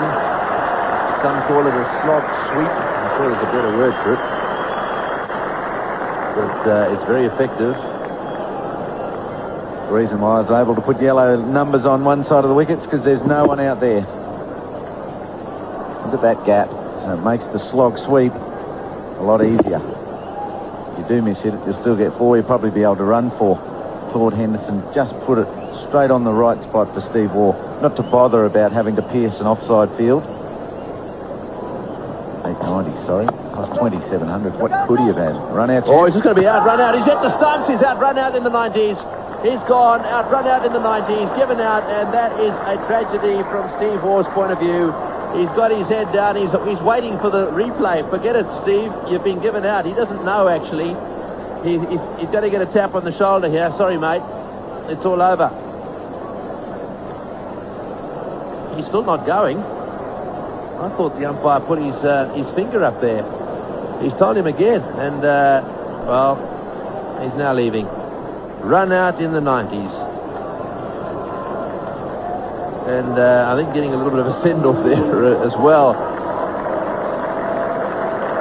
The South African players nearby there. That is a good direct hit. Have a look at this. It was played by Martin, who called Steve Waugh. Well, that's well fielded.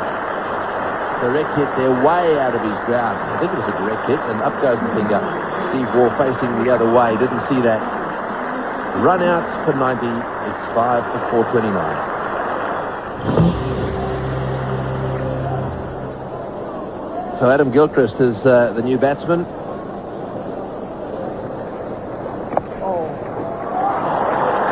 Damien Martin can play the sweep. Claude Henderson gets a full one. We saw Steve Waugh play the slog sweep. That one's all the way along the carpet, just behind square.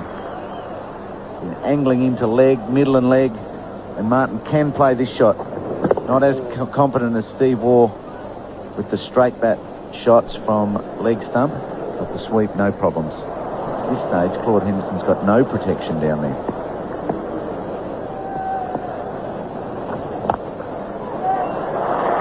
Placement is perfect from Gilchrist.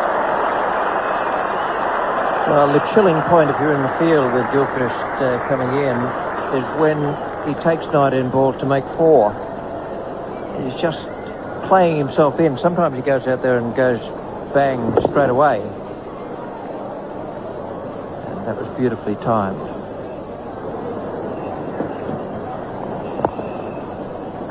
But Henderson has almost hit it. With that delivery, it's landed just a matter of a few centimetres away from it. Gilchrist is still able to get down the track to it. That brings up the 450 for Australia. It was almost the same delivery that he hit through the offside. Oh, great shot. Gets onto the front foot. He times the ball absolutely impeccably. It's run away down towards the boundary for a 4. One gets the feeling with this crowd of look forward to seeing Gilchrist come to the crease here. He's a wonderful batsman to watch as well. And between he and Martin, there could be some fun and games here this evening.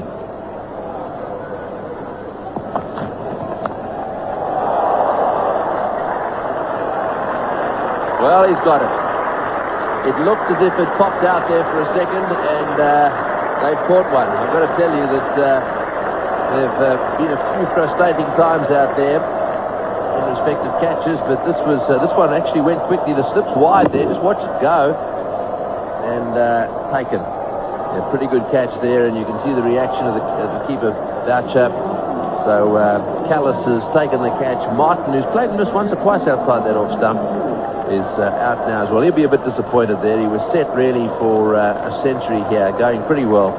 But Pollock has managed to get a wicket at last. Out to 452, and it's now 6 for 462.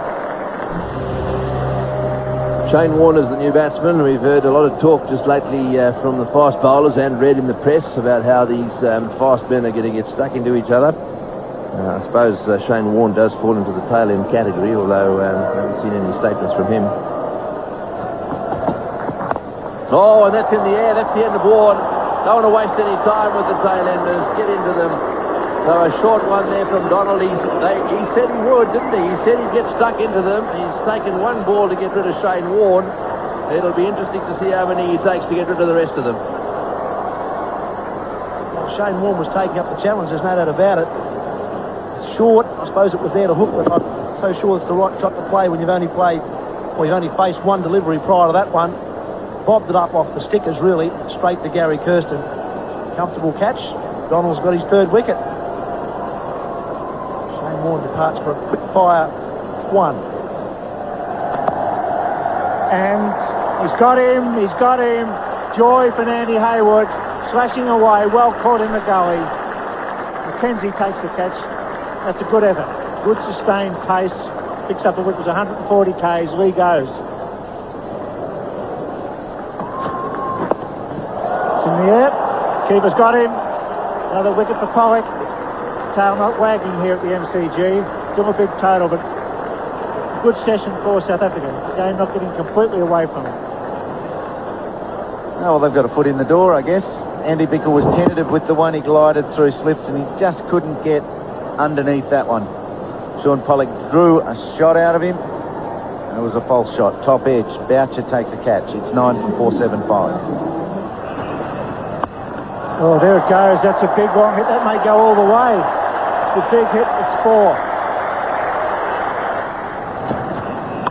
This time he's got it away. It's 4 more. Hayward short. Not high enough. A full shot. Crowd loving it. It's poor bowling. I think he's been put off by this extra last over. Gave him a practice run the ball before. Now he puts it in the right spot for him. And Andy Hayward's not happy.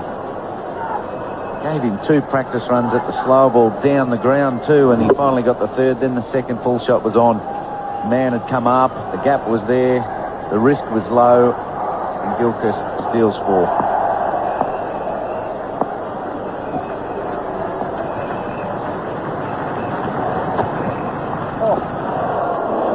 Over bowled.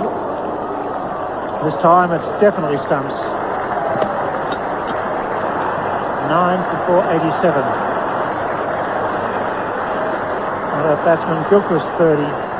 Gray at the score. 138 overs bowled. 9 for 487. And there she goes. Just didn't think you got a finger on that one, but boy, you've got to be a little lucky when there's so many people in the slip cordon to get it into one of those gaps. Well, that's nicely played. He's strong on his legs. That's running away down towards the mid-wicket boundary. I think it's probably going to get there, actually. That's a very, very good shot. Kirsten's first boundary. Well, seeing the benefits of turning the strike over, getting themselves going. The last ball of McGrath's over. Herschel Gibbs called Gary Kirsten for a great single. And then he gets one on his legs. यही तो LG की प्रेरणा है भरोसा तुमसे है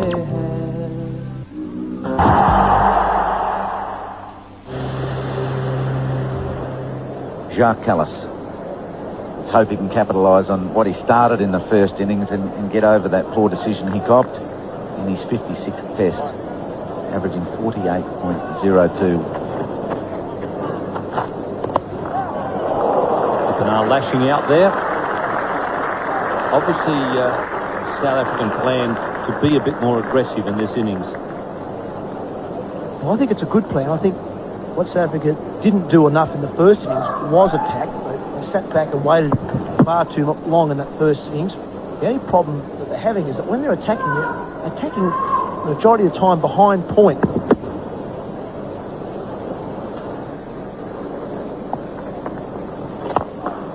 Excellent shot. Used his feet beautifully and got to that on the full. It's a real loosener for Shane Warne. They're a nice, juicy, full toss, and good players like Jacques Kallis put these away, and they should be put away as well. Slipped out the front of the hand, that one, and got what deserved.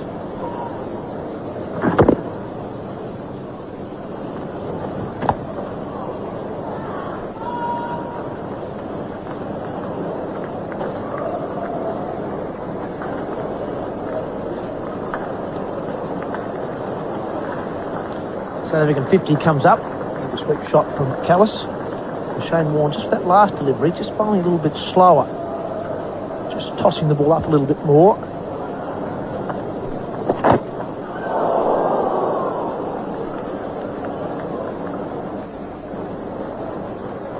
Bowlers can never understand how batsmen can do that. It's pretty well pitched leg break. Found out middle and leg, spun away. He still got in the middle of the bat and hit it away through mid.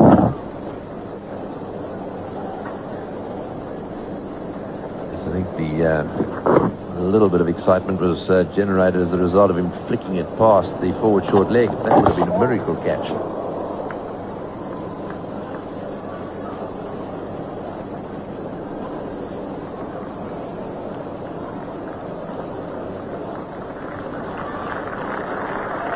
Shane Warne doing his best here to get some spin out of this pitch. Not all that far away. There was a bit of a lunging forward movement there. Yes, the question is, did it hit him just outside the line? We've already seen one hit just outside the line. If it didn't, the other thing it could have been doing is going down the leg side. So there he is, comes forward. Oh, no, the third scenario, of course, is bounced a little bit too much. I think probably a little bit inclined to leg and a little bit too much bounce.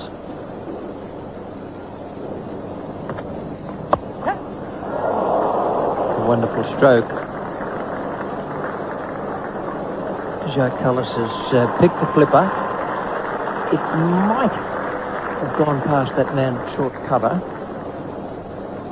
Fractionally in the air, but it was timed magnificently. Yes, I think it was in the air, and that's why the wicketkeeper got a little excited. It was a flipper, played away in the air, one-handed at the end of the day, just wide of Steve Waugh, went diving away to his left. Just watch it from sideways on. There she goes. You can see that he didn't exactly read it. Ah, lovely shot. That is a very good stroke. He didn't thrash at it, he just leant into the stroke. Beautifully timed. Yes, Buddha Dippenaar playing a very elegant cover drive.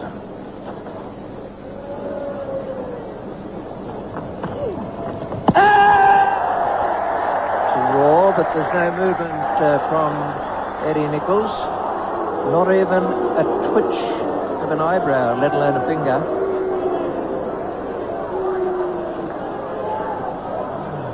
Righto, well, Callis out there, this is what we were talking about. There was, I think that he hit his leg, actually. There was certainly a noise there. Just watch the bat coming into the pad. It goes into his pad just there, and that was definitely a noise. There's just a possibility it would hit the bat as well. But he just stood there, Callis, made the umpire make the decision. Probing. He's got him, what a catch! That's a gem of a catch at short leg. He hit that right off the meat of the bat. It went straight to short leg and he held on to it. Hayden, what a match he's having. First in the gully, now at that pad, he takes a ripper. Well, Dippenaar must think, what am I doing? What have I done to deserve this? 3 absolute screamers. He's been victim to. Matthew Hayden's hit him right in the stomach, the armpit, the arm, and stuck. Dippenaar, good shot. Just made one error. Hit a little too straight. It was Dippenaar himself who put 2 down from short leg. Shane Warne breaks through. Ball to Dippenaar. Gone for 23. It's 3 for 74. The uniform Neil McKenzie comes to the crease. Unfortunate wicket that for South Africa. Uta Dippenaar was playing well. McKenzie's been the star with about 67 in the first innings, 87 at the Adelaide Oval. Needs a big 100 to really give him an enormous amount of confidence when they go to Sydney here. Down the wicket. Well fielded at short cover. That's Ponting. That's the difference between the two sides. We've been talking about it in Adelaide and here in Melbourne. That was at Silly Point Ponting. It could have been a wrong one. He feels it, he puts the batsman under pressure just there. McKenzie gets back, okay. That's a good shot. That's a glorious off drive. There was great what he used to the feet. It was cool. We just rendered the off drive, almost a defensive push, as we see at the Wacker. Beautifully played, Jack Ellis. We should see many, many more of these on this batting pitch because it's good. Bickle has been pacey today, but just straight onto the middle of the bat, down the ground, attacking field placings. That should happen a lot more.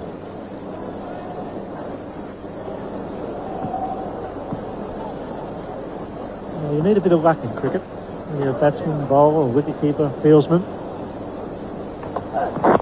That's through this time. It goes through his short leg. That's Langer. That was right off the meat of the bat. They should run 3. Bhutar Dipana on his first tour out here hasn't had a lot of luck. It all started, I guess, at the Adelaide Oval. It's well played. Got some width. Punts it through cover. They'll go for 4. So Mackenzie's off the mark. In good style. 3 for 86. It's gone for it. Over the top edge it goes. Kept in the hook shot. It's the second time that Kelsey's got a top edge. In the first innings he was dropped by Brett Lee off Bickle. Much the same type of shot and delivery. He's looking to do this more often this innings. Might be worth a few more by the Australians. That's a really good bouncer. High and outside off stump. Could even be higher. But the intent is to attack by Cullis today. He was riding that up and not knowing what to do with it in the first innings. Oh, but again, this time he gets to the ground. He's looking for 2. He won't take on Brett Lee, surely. He does. This will be interesting. He throws at the bowler's end. Safely home. Got a great arm, Lee, and he's quick across the grass. That was good running. Oh, handy 2 from a miss hit. Almost getting this hook shot right. Good look at it. High over off stump again. Could probably be a little bit higher, and Brett Lee, besides Cullis, is safe. Ongoing bowler.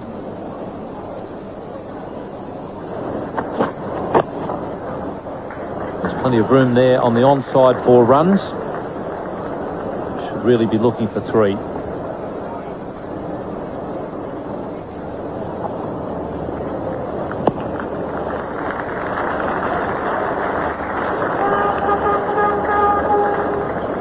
Resting on Jack Cullis as the 100 comes up.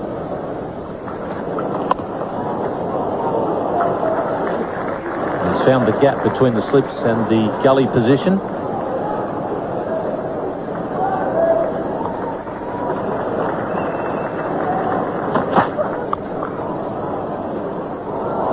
Beat Steve Waugh.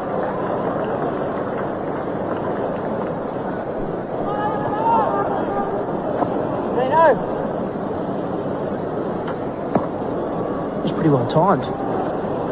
Neil Mackenzie. It's a good delivery once again, a good length, good line. Batsman's come forward. That's only a defensive shot. He's hit it well enough to beat the Australian captain. Well, that's a terrific save. Well, that's made up for the captain. That was really hit well. Ricky Ponting was onto it in a flash. Yes, well, Neil Mackenzie probably thinks he got 2 bonus runs the ball before. And now he's probably feel like he's been robbed a boundary. He also took a bad bounce off that last wicket. Just hit the cut surface of that last wicket.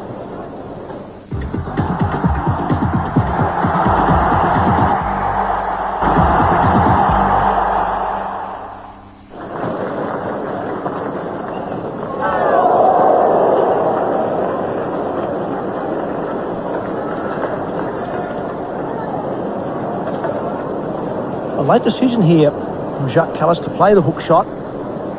Originally he thought he was going to let it go, and then at the last minute played at it. It was very late on the shot. It was a good high bouncer though from McGrath.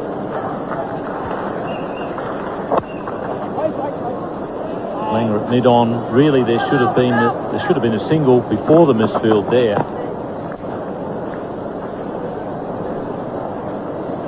There's always going to be a misfield after I gave them a rap too, I thought. This one here should have been fielded well. Just Justin Langer's right. Actually, the call was no. There should well have been a one there. But with a slight fumble, he got home anyway. he plays that shot well. Probably Mackenzie and Mark Boucher are the two South Africans who really hook and pull the best. Callis frightened off there by the arm of Brett Lee.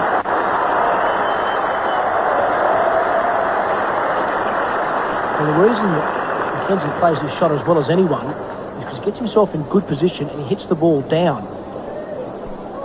Gets himself nicely on the back foot, which he spins on. And he plays it with a nice horizontal bat. Hits it down. Look at the position he's in here.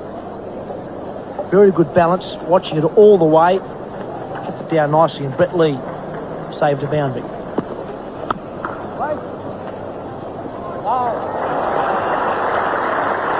Well, the Australians are doing exactly what you've got to do on a good pitch. They're making runs hard to come by with some good fielding. Mackenzie could easily have had 20 runs since lunch, except for some very good saves. It's interesting to look at Andy Bickle there after he fielded that one too. He's straight up on his feet, clapping his hands, smile on his face, so he's obviously enjoying it. The G's players up. Big shout there from Adam Gilchrist, and Warner's broken through with his first delivery. A beauty. His first delivery from his favourite end. At a speed of less than 80 kilometres an hour. Beautifully thrown up there by Shane Warne. Mackenzie sort of came half forward, then followed it. Pitched that middle leg, followed it. Nice little edge to Adam Gilchrist. Beautiful piece of bowling. Completely deceived. Mackenzie, Shane Warne's got his second wicket. South Africa didn't need that not long after lunch. 4 for 107. Well, Lance Klusener, this is about the worst scenario for him. He comes in on a king pair, and he's facing Shane Warne, a bowler who's troubled him a bit lately. Oh, and he's played and missed. That's obviously going to be the strategy on that line just outside off stump, going for the edge. Even though it's the spinners who've been knocking Lance Klusener over in recent times, it's still no fun facing Brett Lee at 140 Ks. He's got that angle across the left-hander. Just Klusener, but any of them will go in there. It's a tough assignment for anyone, even someone who's in form. Boy, that was a good delivery. And it didn't half bounce. It didn't seem to be short at all. And he looked as if perhaps he didn't pick it up. Just let's see here.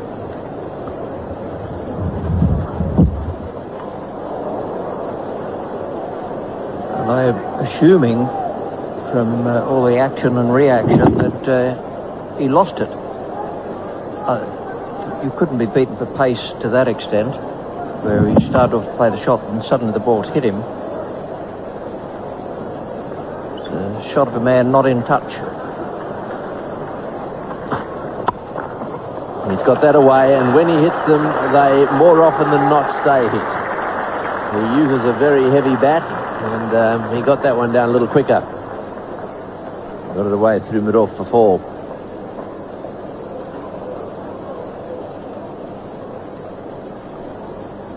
Brett Lee will learn very quickly that, though he hasn't bowled a great deal against Klusener, that you don't give him anything on the drive that make him play at the pitch of the ball. Nothing up there in the slot. Oh, and the question being asked, half-heartedly asked, I think it was probably, certainly sounded woody, didn't it? But it was probably Wood squeezing the ball, or the ball hitting the bat and then going down. It sounded like certainly two noises.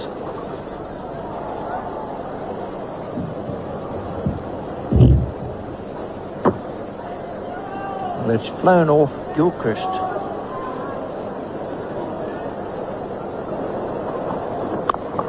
That's nicely played, but it'll be stopped. They field well. Brett Lee has bowled a long spell in warm conditions. A fine fieldsman.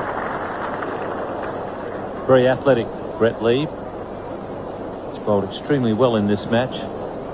Got Australia off to the perfect start with both the openers out. Even though he's finished bowling, his job is not done. He's got to save runs for his fellow bowlers, and that he does on a regular basis. That's close. Big shout. Very big, maybe. He's given in. That looked fairly close. Unlucky Klusener, but it was full. The umpire would have a good look. Maybe it could have been shaping the leg stump. Have a look on the replay, but certainly was beautifully bowled. Lance Klusener was just hanging on by the fingernails. He really is horribly out of form, just trying to survive. And the only doubt you would have there was whether it was pitched outside leg stump. Eddie Nichols had a good long look and then said, "You're on your way." Certainly was going to hit the stumps. It's 5 for 120. Mark Boucher, the keeper batsman, got a good average of almost 30. 48 test matches. 5 for 120. South Africa under enormous pressure here by good bowling from Warne, Lee, McGrath and Dickel. Very few easy runs out there. And Klusener, who's been terribly out of form, was judged LBW. Where does it pitch? Where does it hit? Very close to the stumps, McGrath. That gives him an advantage. Pitches in line, and that would have taken middle stump. There he goes again. He's got him. That's out, surely. Yes, he's gone. A duck. Good catch. Well bowled. Good cricket. Fortunately, Mark Boucher, that's his second duck of the series. It was a beautiful delivery. Drew him forward, spun and bounced, and well taken.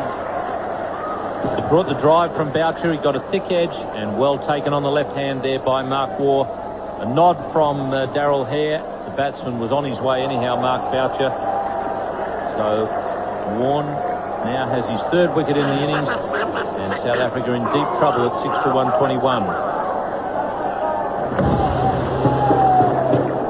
Sean Pollock, the skipper, comes to the crease. His team in disarray at 6 for 121. It's beautiful bowling by Warne.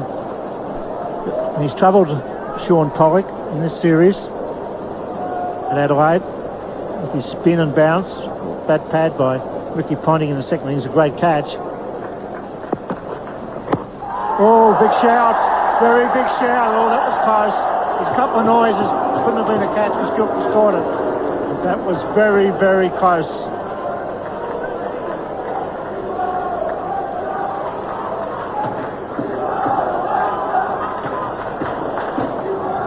Glenn McGrath is always around the mark. That one clipping the pad, clipping it high, and that must have been what worried umpire Nichols. The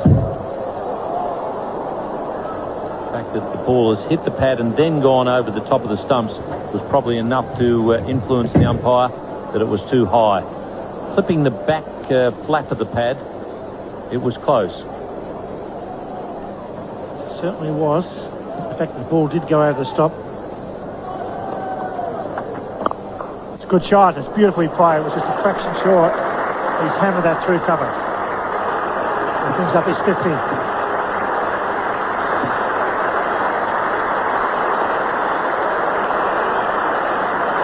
5 boundaries now for Jacques Kallis in this 50. It's a good method that he's adopting when Shane Warne comes around the wicket. He's very quickly onto the back foot in a position to get the pads in the way the ball pitches outside leg.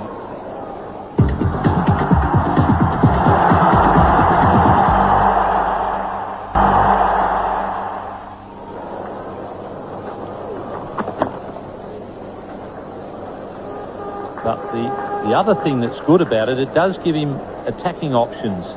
And we've seen those attacking options. It was pretty tight at the other end. Glenn McGrath going for the non-striker's end. But we've seen the attacking options that his method provides for him. As he whipped that one away on the onside, and Glenn McGrath realised that they were going for 3. And he would have had Jacques Kallis there with a direct hit. So Kallis's method is a good one. He gets well back. He's whacked one through the offside, and then the next one was short, and he whipped it away on the onside. So it's a good method. That was clipped over the top. Beautifully timed. Sean Pollock. Once again, it's his first delivery of his spell. unfortunately, for Brett Lee that is, it goes for 4 again. He really has a habit. He starts to spell, Brett Lee, of finding a real loosener. This one's angling in, outside leg, and Sean Pollock picks it off. That's the difference between a warm and loose Brett Lee and not. Oh, it was up in the air. Ricky Ponting again went one-handed in the end. I think he might have got a hand on it.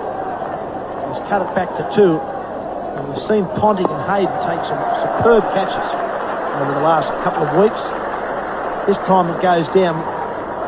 This was once again a superb effort. I feel for Buttadipana here. Sean Pollock, can he now make the most of this? Brett Lee's second ball. Pace is up by 5 Ks on the first. He's probably closer to the front crease. And Sean Pollock gets away from a Ricky Ponting in his field, I guess. A bit tough, but I thought he'd bunted it up for a minute. Someone else had a chance to get it, but it went straight through. And that one's raced away for 4 again. Well, that time it was a full toss. Sean Pollock has shown his intentions, but he's going to be aggressive on Brett Lee, particularly if he bowls with a bit of width.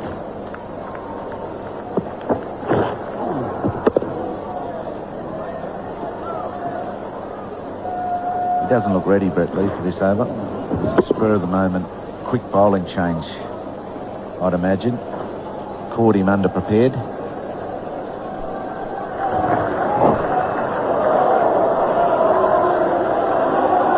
Gone right through. I thought for a moment that Adam Gilchrist had got across to that. I think it was an attempted Yorker from Brett Lee, but he pushed it down the leg side and it goes for 4 byes.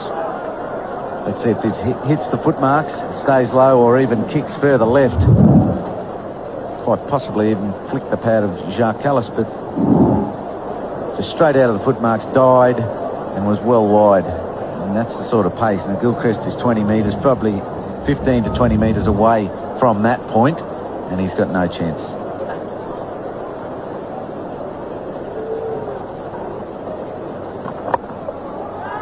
He's got that one through, not quite out of the middle. Pollock, McGrath may get there, but the boundary line is too close.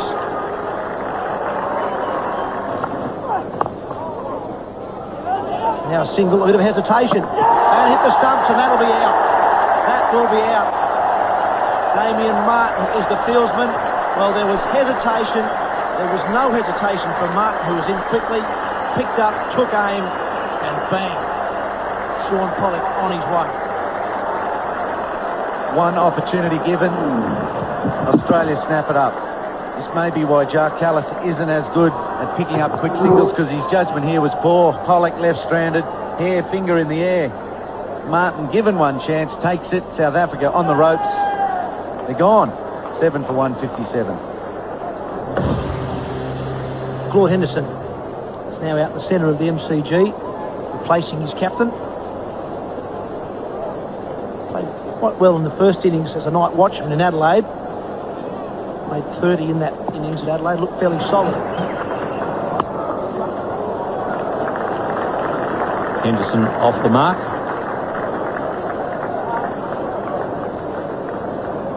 I know that the South African team will be disappointed with this performance, but if I was a cricket administrator, I'd be pretty worried about the fact that this is number 1 and number 2 teams playing off, and at the moment there seems to be a chasm between number 1 and number 2. Callis thumps that one. Didn't even bother to run. His partner started to run. Callis didn't even bother to look at him. Yes, that is a very good shot. It's just finishing off that scenario about the future of cricket in South Africa. If you take Mackay Ntini, he's a bit of a freak really, because he's come into the game having not had much of a background in it. Well, that's worth a shout. Hesitation.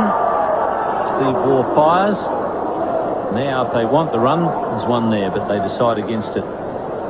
So they really, they've got to have a bit of a chat and sort out what they are really trying to do here. Are they going to take every run, or are they going to try and have Callis face most of the deliveries.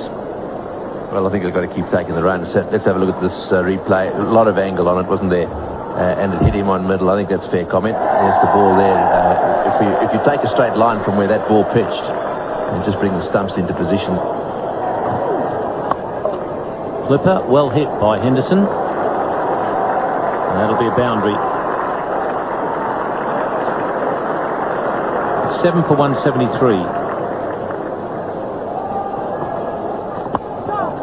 Henderson's decided to hit out against Shane Warne and done it reasonably successfully.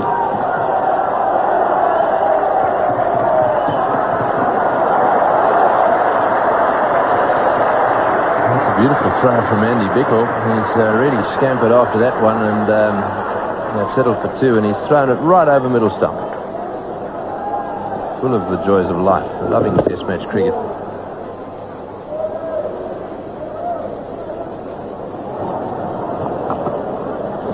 Full pitch, drives beautifully through cover. Not quite off the meat of the bat, but it should go for 4. And it does. He's played Warne superbly. In Adelaide, in a turning pitch, and here on, where there's not a lot of turn, but plenty of bounce. In a fine innings. This is a big lollipop, 73 Ks and thrown up. Well worth a try by Warne. Throws it up. Callis full stride, and it was right there in the slot for him to hit for 4. That is a very good shot. Kick forward, cuts well. 7 for 191. And there almost was it, but they run a single. It could be out. Oh, that was a good effort. He's there, but he was a bit late. He's going to ask for the 3rd replay. Jack Callis, a little bit casual, and that man Gilchrist, did Dick. This is the 3rd time Callis not that sure and not that spontaneous to take off for a single. Gets the inside edge. He's concerned where it's going. It misses the stumps. Gilchrist was on it like a seagull on a hot chip. Very, very close. Here he comes. He's there. Well home. He had to put in the big strides. Great effort by the keeper. Darryl Hare called to the 3rd umpire.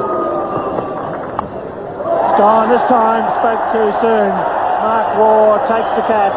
Driving at McGrath. Caught as easy as you like. Another wicket for McGrath. Big year, 2001. That average of 13.5. Nosedives. Full and wide. Technique not so organised because it was a touch wide. Mark Waugh plucking cherries. Glenn McGrath gets his most productive year in Test match cricket. He now has the figures of 2 for 31. And we've got Nanty Hayward and Alan Donald only to come in for South Africa with the score on 192. Glycerine और मलाई formula त्वचा को ज्यादा नर्म मुलायम बनाए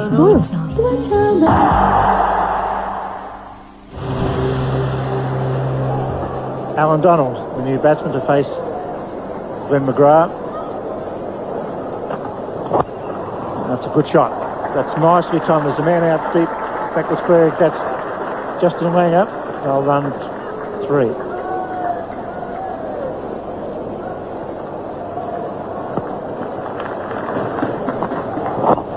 He's up in the air. Will be caught?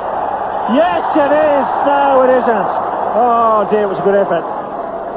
Little leading edge there, and Donald survives. So I'm glad he did drop it. I was getting, they call it, shirt fronted in here. Bill Lawry was up.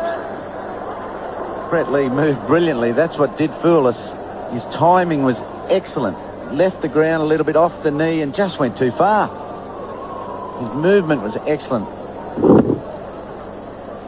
You back him, he's such a good mover. Look at this, he has a red hot go, doesn't he? It's great to watch. Just slower bounce up from Ben McGrath. That will bring up the 200 for South Africa. It's up in the air. I've got to feel that might off the arm. Australians are confident. Donald took a step towards the change rooms, but Daryl Hare was unmoved, and my first reaction was off the arm guard. Well, there's a big no there for a second time. Alan Donald didn't seem all that convinced by what the umpire said. Well, flick of the glove and then the shoulder, or just the shoulder.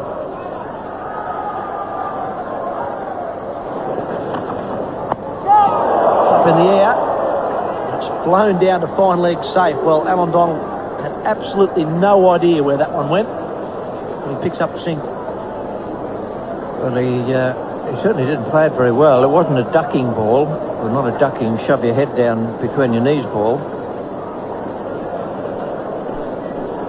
He's gone to ground very quickly, taken his eye off the ball, just fended it away, and it wasn't an out-and-out bouncer by any means. Shot. Cracking shot. Giving himself a bit of room there, Jacques Kallis, and hammered it through point. Knocks him over. Well, two in the channel, then the full one. It was the attempted Yorker. I've got a feeling it may well have been a full toss in the end. He thought about his downfall by the concern bowling that channel, and he knocked him over with the full one. Well, full marks to Steve Waugh there. I think he was getting a bit cheesed off with the technique the bowlers were using. So he's given Bickle a bit of a burst, and Bickle has responded with a very good over and the breaking of the partnership, 9 for 215. Anthony Hayward's the new batsman, trying to support Kallis to 100. Bounces in, hasn't got it quite out of the middle. He may well have got it good enough for 3, but no, he just takes the 2. Well, that surprises me. He's not even going to allow Nanty Hayward 1 delivery. Cuts, he's looking for 2, he's running hard. He's coming back, this is real trouble. He's gone, he'll be run out on 99. Well, that's an absolute tragedy for Jack Kallis. He took on the man from the deep.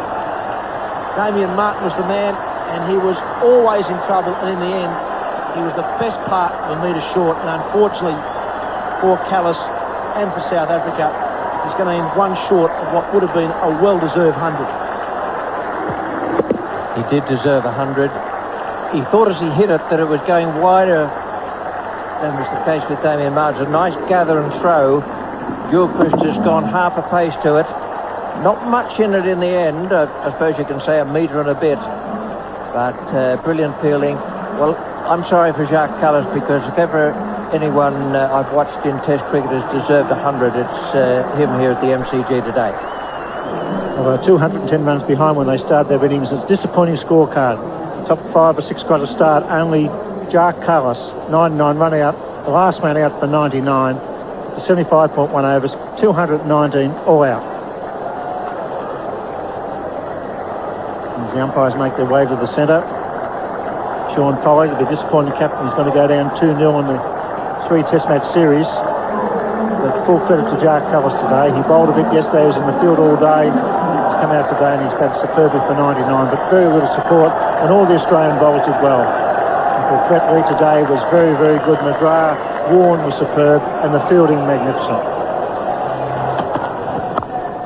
Starts a very good stop. He's looking for a boundary there. Anger is off like a whippet, but it was a good save at the wide gully. So well run if he doesn't get run out. He's safely home. He had to struggle a bit. I think a direct hit would have been very, very close. Gary Kirsten's the man, just forward of square, half volley on middle and leg. Langer again, just working it into that gap. Kirsten did well.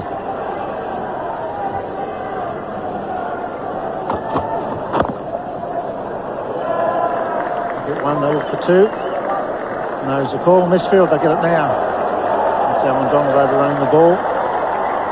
Well, the crowd, they're very vocal, they're very happy. We've seen Shane Warne bowl well. Through the gap, they'll go for 4. So all of a sudden there's 7 runs on the board.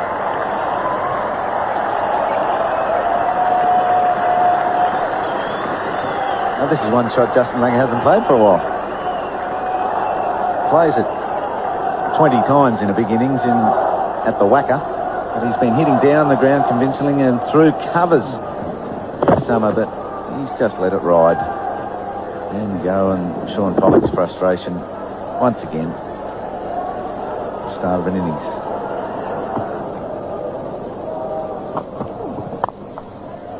Goes straight to backward point. He's got him. A carried. He runs forward. So Henderson takes a very good catch. He drove square, Justin Langer. It went very, very well, and he runs forward and took a very sharp catch. So with 3 runs required for victory, Justin Langer departs. Polly firing them up. That's where teams have been bowling to Justin Langer all summer, and that hasn't been happening. In this poor old innings where they're looking for 10, he gets dismissed. 1 for 7. And now it's dropped. Was that a catch or was it in front? It's Kirsten. I think it may have just bounced. It was a red-hot pull shot. They run 2. It's an interesting replay. Sure, they couldn't have dropped him in. They would have had both. That was out. Only 10 runs required. There's the shot. It's in the ground. He knocked it down, did well. He did really well because it was that fast. We couldn't quite tell whether it was a catch. That means it's flying. That's a shot Matthew Hayden played to great effect in his first innings, 130. There's the call. And you're playing the second best side in the world of Test cricket. That's a big win. I think this is Australia's biggest win in the last 2 years. If they had have won in India, that would have been, but this is the one that South Africa have been gearing up for a number of years. So they were supposed to be at their peak. They believed they could beat Australia. They were quoted as saying they believed they could beat Australia even. They made no bones about that, no secrets. Straight to mid-off cruise. Hit it beautifully. He sounded that bat on the ball. He's timing the ball superbly.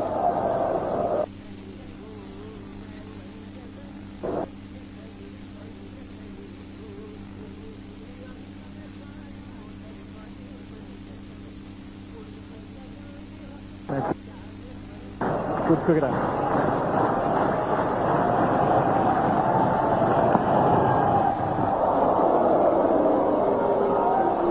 Well bowled by Alan Donald. Don't Victorians like to kill? The end. They're on the edge of their seats. They're roaring with every ball. They want that winning run. The vice captain Gilchrist sitting there. They're delighted Australian side. They've thrashed them in 2 Test matches on the trot. Another one starts early January at the Sydney Cricket Ground. That could be a 3-0 if they play up to this form. Donald.